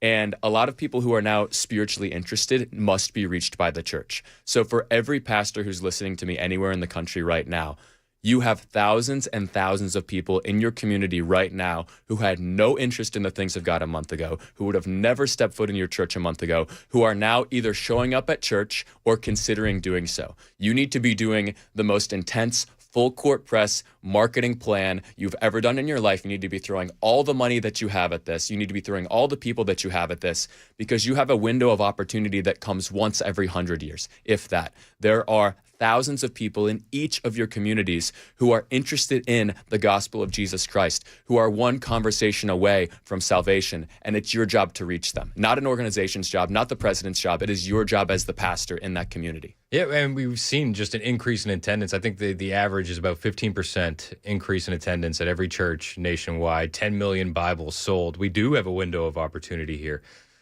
I do think that some of the credit needs to be given to the administration, though. To see an administration on Sunday at that memorial service, raise up the name of Jesus in a way that's never been done in my lifetime before was inspiring. Erica was inspiring. Were you surprised by her strength, and were you surprised by the administration lifting up the name of Jesus as much as they did? So I was not surprised by Erica's speech whatsoever, because that speech was reflective of her character. I was not surprised by some of the speeches from the administration, but I was surprised by the totality of spiritual focus from almost everyone who gave a speech from the administration. It was extraordinary.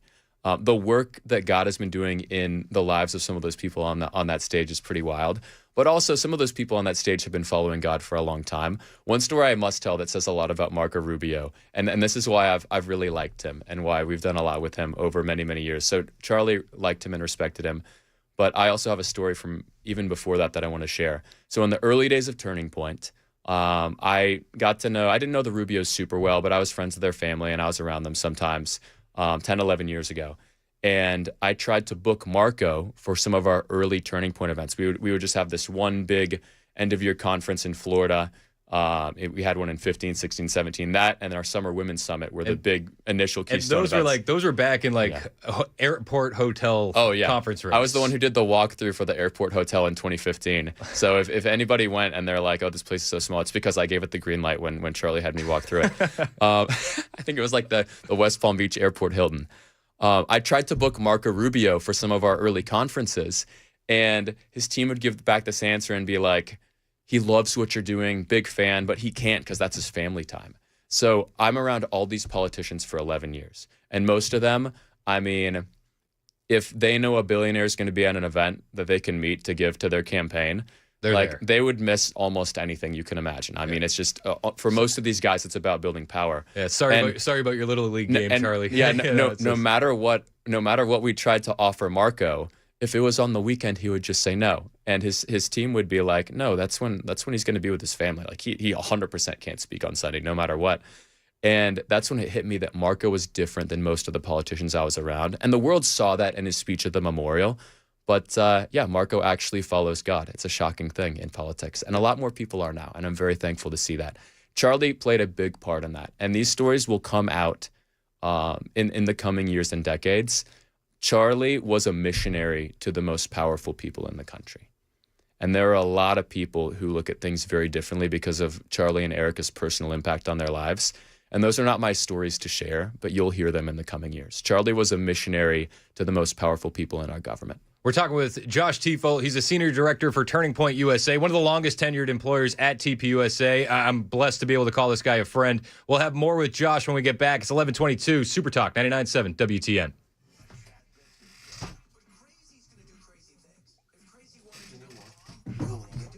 No, I'm good. I've got enough. Thanks.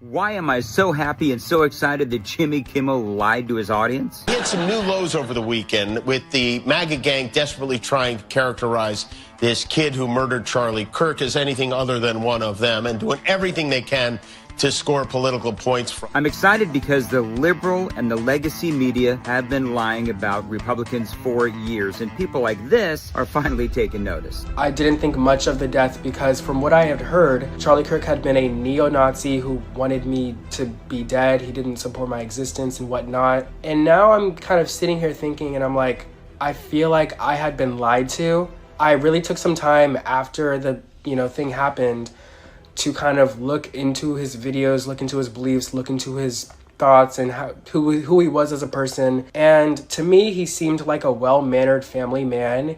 He believed in the country. He believed in the greater good of the country. He had his own political beliefs and opinions. And sure, there's a lot of things that I don't agree with him on, but I never would stand for him dying or being murdered because of his beliefs.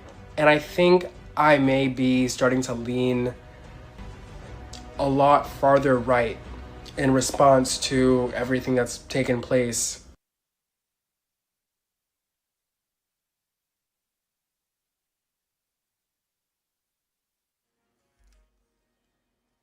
All right, drivers, we've got some road work getting in the way. First in Smyrna, rolling roadblock, left 2 lanes. That's going to be 24 eastbound past Almoville Road. Then in Mount Juliet, got some road work blocking the left lane. South Mount Juliet Road, this is going to be over I-40. And in Glencliff, we have a crash blocking the left lane, 24 westbound at the Antioch Pike overpass. Secretary of War Pete Hegseth today addressing senior military leaders and making some changes We'll let you hear some of that at 11:30 on Super Talk 99.7 WTN. It's 11:27 on Super Talk 99.7 WTN. My name is Chris Hand. In studio with Josh Tefault. He's the senior director for Turning Point USA. I mean, you've been working there for well over a decade. You know the ins and outs of the organization. A lot of people on the text line are asking for ways that they can get involved, asking for help. I got a text here. My son's a senior, heading to the Air Force Academy, trying to start a Turning Point chapter. Would love help. How do we get these chapters rolling? So I want to talk with each and every one of you. So if you want to start a chapter, if you want to give us money, if you want to get involved in any sort of way, email josh@tpusa.com. josh@tpusa.com, and me and my team will personally handle that with you today. Josh@tpusa. This is how you know that Josh is a long-tenured employee, because behind the scenes, if you just had first name at tpusa.com, that means you've earned your stripes. So Josh is in studio with us. What do we do to grow the mission of Turning Point? I do think like this is an all-hands-on-deck event. So what can somebody listening to this radio show do today to advance what we're doing at Turning Point? So the single biggest thing you can do is start a chapter or influence your child or grandchild to start a chapter. So this was one of the last things Charlie and I talked about before he passed away. His vision was to put a Club America, which is what we call our high school chapters, on almost every high school campus in the country. So the vision was at least 80%, but we wanted 90+%. With this being the long-term vision for the country, the impact from that. What if there was a strong Club America chapter on virtually every high school in the country, where every student, regardless of background, learned about Judeo-Christian values, learned about the founding of the country, learned about capitalism, essentially became conservatized? I look at what has happened in America the last few generations, and a lot of these kids came from Christian homes, came from conservative homes, and then they went to high school, and that's when they learned that they were supposed to sleep around. That's when they learned that they were supposed to do drugs. That's when they learned about socialism, Marxism. Essentially, they were indoctrinated with lies, even though they were raised up in the truth. What if we created the inverse culture in the United States of America? That was his big vision. That's one of the last things I ever talked with Charlie about, was our big, wild, crazy vision for Club America. And what we were talking about doing in a 3 to 5 year window, God has now given us the opportunity to do in less than a year. So that would be the biggest thing. Everyone you know who is in high school or college, encourage them to either start or get involved with their Turning Point USA chapter. They're called TPUSA chapters on colleges. They're called Club America chapters on high schools. And here's why that's a big deal. If you're activated now, if you join that infrastructure, then you will be part of reaching everyone else at that high school and everyone else at that college with the truth. So everyone who is not yet activated, you are going to have an active role in activating over the next year or two. That is how we profoundly, permanently change the culture in the United States of America. Imagine if almost every high schooler in the country learns about Jesus, learns about the founding of the country before they walk the stage when they're 18. That is a profoundly different United States of America. Yeah, and it's not just an after-school club, and I think that's important to point out. Like, this is real-world training. You guys bring these kids to the Chapter Leadership Summit in West Palm Beach, and you have the biggest speakers in the country just breathing into these kids the values of America and of Christianity. And I think it's massive. I think that everybody should be starting this. And you gave out your email a second ago. I'd love to give out your email one more time for anybody that needs any info from you directly. It's josh@tpusa.com. That's it, josh@tpusa.com. And actually, our conversation now is making me think of the day I met Charlie, which was a Tea Party rally in Ohio in 2014, when he gave this speech essentially pitching the crowd that it would be possible to create infrastructure on college campuses for our movement, which at the time was virtually impossible. Conservative infrastructure in 2014 was like 6 college Republicans who met once a month and talked about who was going to be a congressman first. I mean, it was so uncool. There was absolutely no cultural space being taken up. And he made the pitch to the crowd, including me, that not only could we, but we must make it cool to be a conservative. That was his pitch for his speeches several years after, and many of my early speeches in the early days of Turning Point. We need to make it cool to be a conservative, and we're finally at that place. Yeah, I mean, we're at a tipping point, and I want to dive more into that, the behind the scenes on how Turning Point got started, how we made it cool to be conservative again, and we'll do that after the news with Ken Weaver, which starts right now on Super Talk.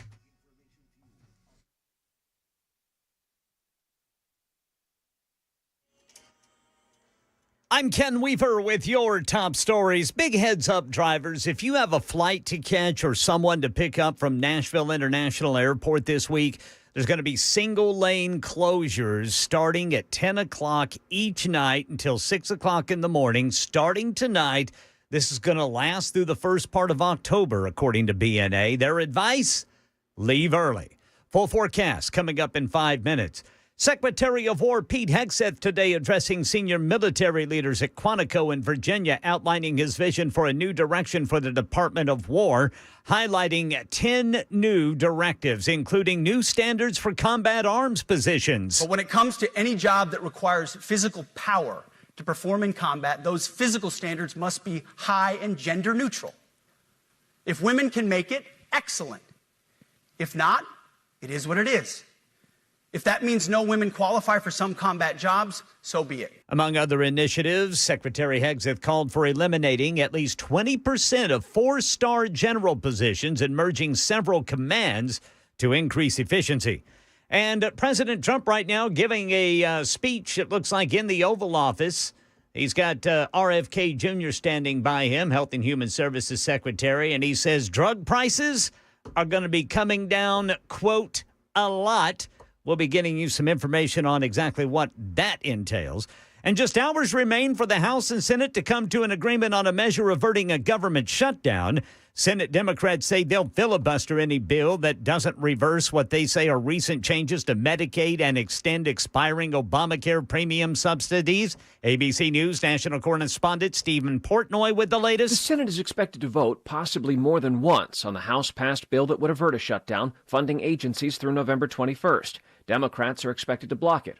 If the standoff continues, the first shutdown in nearly 7 years would begin at midnight. Much of the federal bureaucracy would grind to a halt. Hundreds of thousands of civilians would be furloughed, and federal employees who must still report for work wouldn't be paid until a shutdown ends. That's the latest news. Weather's next. I'm Ken Weaver, WTN News.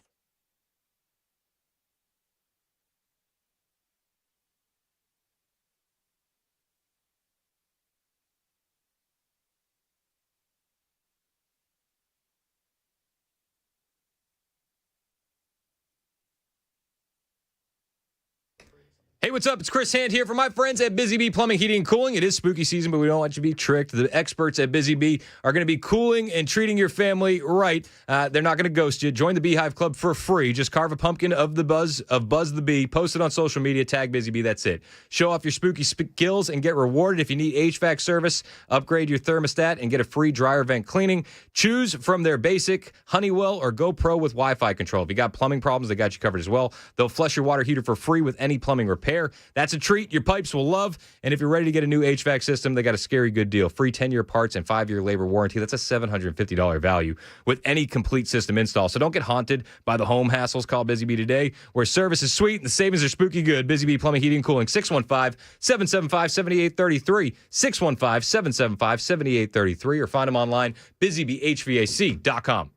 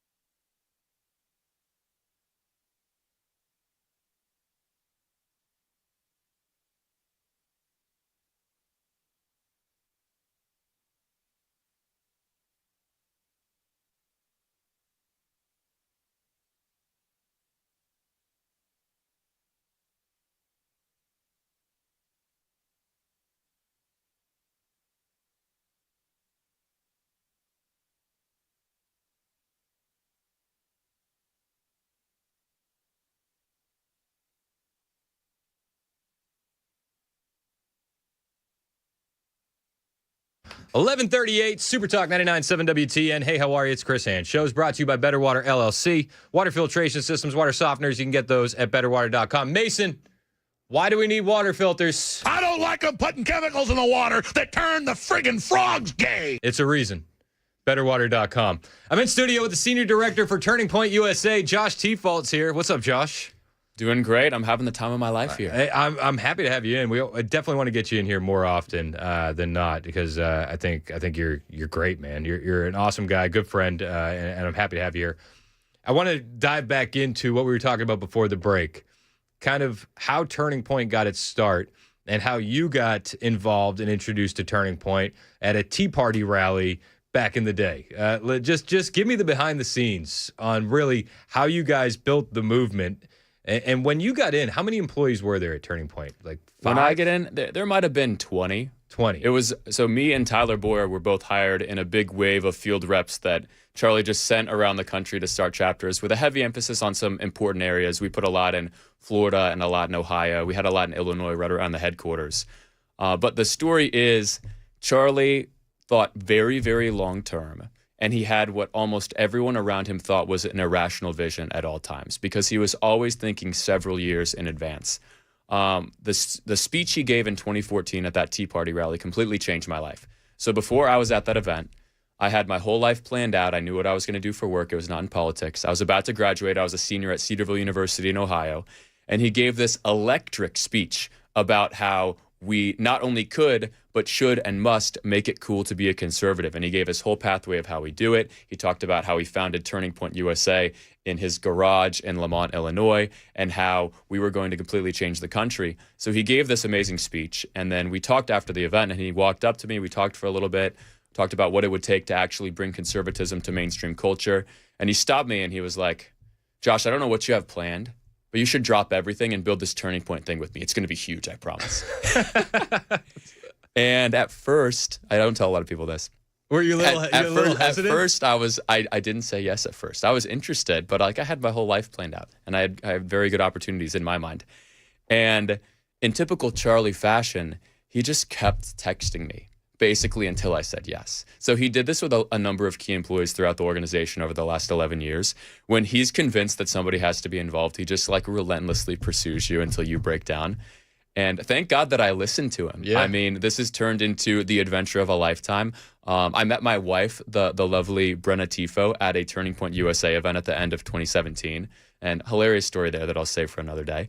I owe so much of what I have today. So many of these blessings God has given me, he gave to me through Charlie. But the story of our success was Charlie's vision. He had this irrational belief that you could make it cool to be a conservative in the United States of America. And in 2014, that was completely nuts. This was total Obama cultural domination. Yep. College infrastructure for the conservative movement was like 5 college Republicans who met once a month, and everyone thought they were weird. So he was setting out to do something that was completely impossible. It reminds me of something that I said when I was catching up with Michael Knowles soon after Charlie passed. And I told Michael, I was like, Charlie was the political Elon Musk. And a realization that kept hitting me when I read the Elon Musk biography by Walter Isaacson was how many things Elon did. A lot of the positives. Charlie didn't have some of the negatives of the way that book portrayed him. I don't know what's true and what's not. But Charlie's relentless vision and seemingly irrational demands of other people proved to be the greatest driver of his success. For example, he told me that I was going to be a fundraiser before I knew what fundraising was. And since then, I've done that very successfully over the last 9-10 years. I was talking with somebody at an event in D.C. in 2015 and talking about how I'm with this Turning Point thing now. We're starting conservative chapters on college campuses. We don't want Obama to control all of this culture. Right. And he's like, oh, that's cool. I'll write you a check. So I go to Charlie and I'm like, he wants to give us a check. What do I do? And he's like, Josh, that's fundraising. You're in charge of that now. And since then, we've brought on many wonderful people who've helped us with that in addition to me.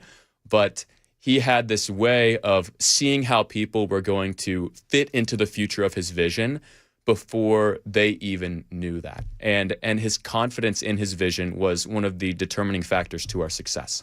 So how did he make conservatism cool? I mean, he was one piece of it. A lot of it was embracing the digital battlefield and what was happening online. You can make the argument that one of the reasons Trump won was because of memes, but Turning Point really embraced that. How did he see that coming down the pipe? So he was always several years in advance of what was going to be cool within culture.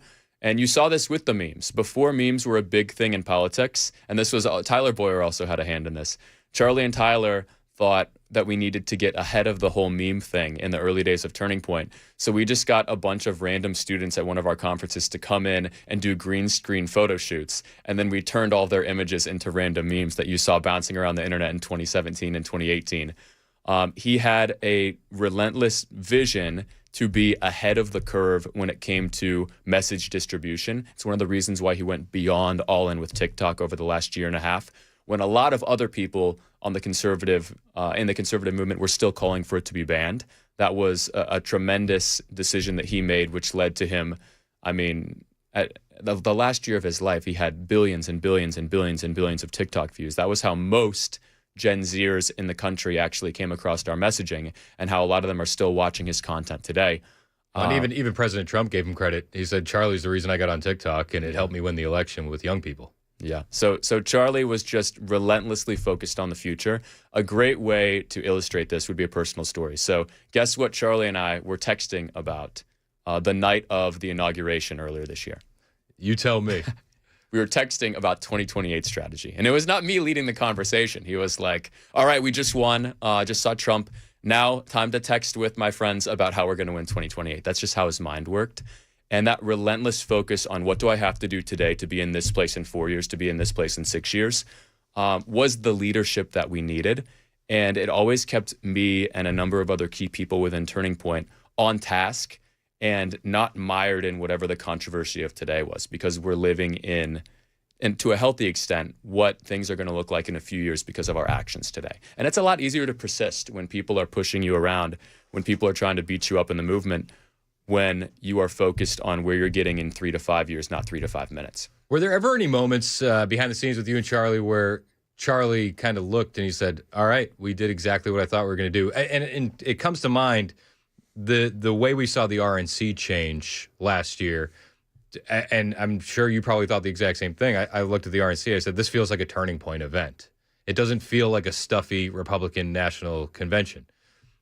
Did Charlie recognize that, or was he just focused more on the future? So he would always recognize it and in the same breath say, and here's what we do now. And this even happened with the 2024 election. I mean, the general theme of how we talked and what we focused on when we won the 2024 election was essentially, we did this and now we have to take the next step. And the way that looked like in my conversations with Charlie and in my conversations with a lot of people in Turning Point was essentially, in 2024, we saved we saved the country we love from death by a heart attack. Yep. Because so much of the America we know and love would have been dead if the wrong people took control in 2024 and tried to take out Christian groups, take out conservative groups, and try to just blot us out of culture for a decade. I mean, what did we see behind the scenes? Operation Arctic Frost just got dropped, and it was like, I remember telling my wife and even my mother and father-in-law, because I was just more worried about what they would think as opposed to my parents. I was like, if we get, this is during the 2024 election, I was like, if we get raided by the FBI, I want you to know we're not doing anything illegal. And it's funny when that dropped, I was like, well, I'm not being paranoid. Well, I am, but at least I'm right in being paranoid. But none of that seemed to deter Charlie. And I've seen many different topics where he said, you know, the ones that go on offense in the conservative movement face a lot of the worst backlash, but he wasn't afraid of any of that. And it actually did the opposite. It didn't deter him. It motivated him. It motivated me. It motivated Tyler Boyer. I mean, the left tried to throw him in jail. They still might try to. We'll see if they're dumb enough to try to re-indict him. Hopefully they won't. I don't think they will. Tyler's in a very good place. And the state of Arizona, I mean, what they did to attempt to politically persecute people who stood with Trump in 2020 is something that will go down in the history books as one of the most egregious miscarriages of justice ever attempted by a state. But I won't sidebar on that too much. We looked at 2024 like saving the United States from a heart attack, and we did that, thank God. Thank God for President Trump and the way that all of that played out. And we also looked at the nation as dying from cancer, because honestly, we were dying a long, slow death. The nation was fading away from God. People weren't going to church. People were depressed. People were addicted. And Charlie and I talked about this often. So the way we saw it was we need to save the nation from a heart attack in 2024, and then there must be a revival in the United States of America to save our civilization. Birth rates were falling off of a cliff. People had no meaning. I look at the depression and the anxiety and the addiction and the suicide and the divorce. These are all terrible things, but they're symptoms of the root cause. The root cause being there are a lot of people in the United States of America who have not confessed with their mouth that Jesus is Lord and believed in their heart that God raised him from the dead. Amen. So there are a lot of Christians in this country who we love to be judgmental and say, "Oh, I can't believe they're hanging I can't believe they're hanging a pride flag in the classroom. I can't believe that they think abortion is totally fine. I can't believe that they're mocking the church." They don't have the Holy Spirit in their heart. Why should we expect somebody who is not being controlled by the Holy Spirit, someone who has not been saved by the blood of Jesus Christ, to act like someone who's been saved? So politically, it's easy to divide and say these are the good guys and these are the bad guys, and we're going to crush them into oblivion. But the reality is we're not going to have true regeneration and revival in the country unless we look at those people and say, but for the grace of God, so would I. Yep. I would be lost. I would be waving a pride flag. I would be waving a BLM flag. But Jesus saved me. And that is how Charlie saw these people who opposed him. That is how Charlie saw people like his assassin. And he loved them. He obsessively loved them. We talked about revival more than almost anything else over the last, I would say, 9-10 months of his life. It was something that we obsessed over and prayed over. And Charlie would be so thrilled to see the moment that we're in. It's unbelievable. I've often referred to Trump as the tourniquet, and he stopped the bleeding. But to really save this country, we need a heart change. How do we use the revival and the heart change that we're seeing to propel us into a victory in the midterms and then in 2028? Because I do think that that's still needed. So it will naturally happen to an extent. Because take a 20-year-old leftist who was chanting death to Charlie Kirk at some campus event 2 weeks ago in response to one of our vigils. So if that person gets saved and starts reading their Bible, they are going to all of a sudden receive a flood of truth. Jesus said he's the way, the truth, and the life. And what is modern-day conservatism other than truth? Truth about life, truth about marriage, truth about economics, truth about the place of the family, truth about what a marriage should look like. So that's one thing that will happen. But also, I feel very good about where we are for 2026 and 2028 because the events of the past few years, but especially the events of the last 3 weeks, have challenged biblical pastors to speak out about what is going on in culture. I look at what happened in the early church with Stephen. So you had somebody who was full of grace and truth, went into the public square and debated so well about the truth, was such a successful apologist that the bad guys basically said the only thing that we can do is kill him, and that's what they did. Do you think any early church leader would have not talked about Stephen being martyred in the next few weeks? I mean, if they didn't even have the courage to say that, they would have no respect in the early church and they would no longer be a leader. That is how we need to look at pastors who were too cowardly over the past few weeks to say anything about the martyrdom of Charlie Kirk, and especially the ones who are arguing that he's not really a martyr. Yeah. That's to me the most laughable narrative I see online. It's like it's like the people who back in the day, I'm sure, tried to say that John the Baptist wasn't really a martyr for the faith. He was a martyr because he was speaking out about Herod's marriage. No, he was a martyr for the faith. And there are people saying that now about Charlie, that, oh, it's because he spoke out about trans things. So either the gospel of Jesus Christ has lordship over all of your life or it has lordship over none. And if it has lordship over all of your life, then what the Bible says about trans issues, that's something that you have to talk about. What the Bible says about marriage, that's something you have to talk about. What the Bible says about human flourishing, that's something you have to talk about. Either Jesus is Lord of all of your life or he's Lord of none. Do we have to be on guard for individuals that are going to use this as political expediency to rise to the top but not really believe in those values? Are you nervous about that behind the scenes, or is it just something that's going to come and we're going to have to deal with it when we see it? So it's something that I'm sure in a lot of ways is already happening across the movement, and strong spiritual leaders in the movement need to be calling that out as it happens.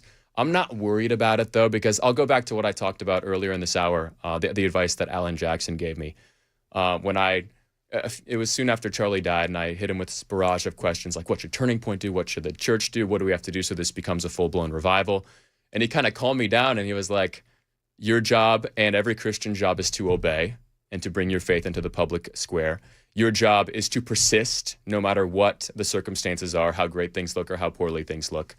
And it is not your job to have a revival. That is God's. The battle belongs to the Lord. So I'm not worried, because if Christians have that, if I fear God, I have no fear of man attitude, and continue to, in total love and total truth, bring to bear the gospel of Jesus Christ on every issue in the country, then there will be a revival. There's no if, there's no when.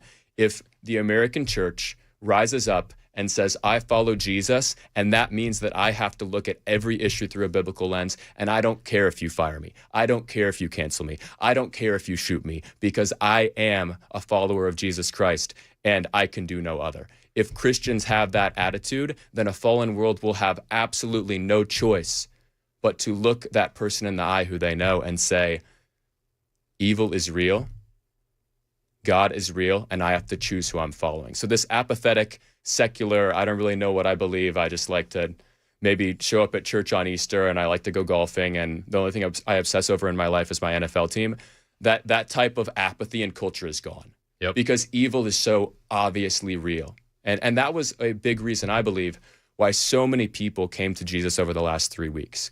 Because the Charlie Kirk assassination was a massive culture shock that evil is real. Yep. You watch the live stream and you're like, is this AI? I hope this is AI. I can't believe that just happened. You cannot have a secular leftist, God is not real, evil is not real mentality when you see something like that. You're absolutely right. Josh Tifo is a senior director for Turning Point USA. If you want to get involved with Turning Point, Josh is happy to answer any of your questions. You want to start a chapter? You want to figure out how to volunteer, how to work with Turning Point? Josh at tpusa.com. He will be answering all your emails today. You mentioned my pastor, Alan Jackson. If you guys need somewhere to go to church, you're welcome to join me on Saturday night or Sunday at World Outreach in Murfreesboro. It's a fantastic church. Pastor Alan also hosts a show here on Super Talk every Sunday night, 7 to 8.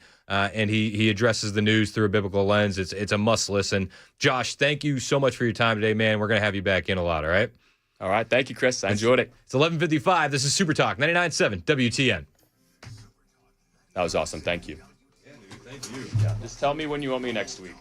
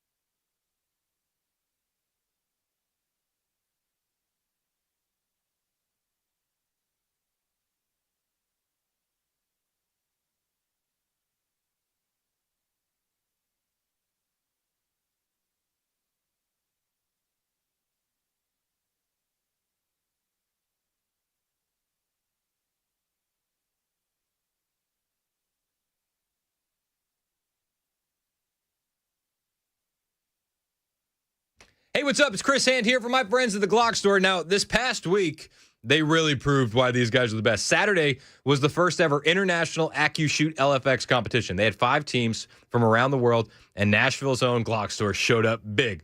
No surprise to me, but my buddy Mitch Young, the range and training manager, the guy that I train with, took first place. Nobody was shocked. I've trained with Mitch. I know how good he is. What actually blew me away was his teammate, David Trevino Jr. He's only been training with Mitch and the crew for about a month, and he took third in the entire world. Yeah, he put in the work on the AccuShoot system all week. He ran a Glock 47 with Glock store performance parts, but still 1 month of training, and he's on the podium. That tells you everything that you need to know about the level of coaching that you get at the Glock store. If you want that kind of world-class training, there's only one place to do it. The Shoot 270 rooms at the Glock store. You can book your training session today at shoot270.com. It's minutes from the airport, worth the drive from anywhere.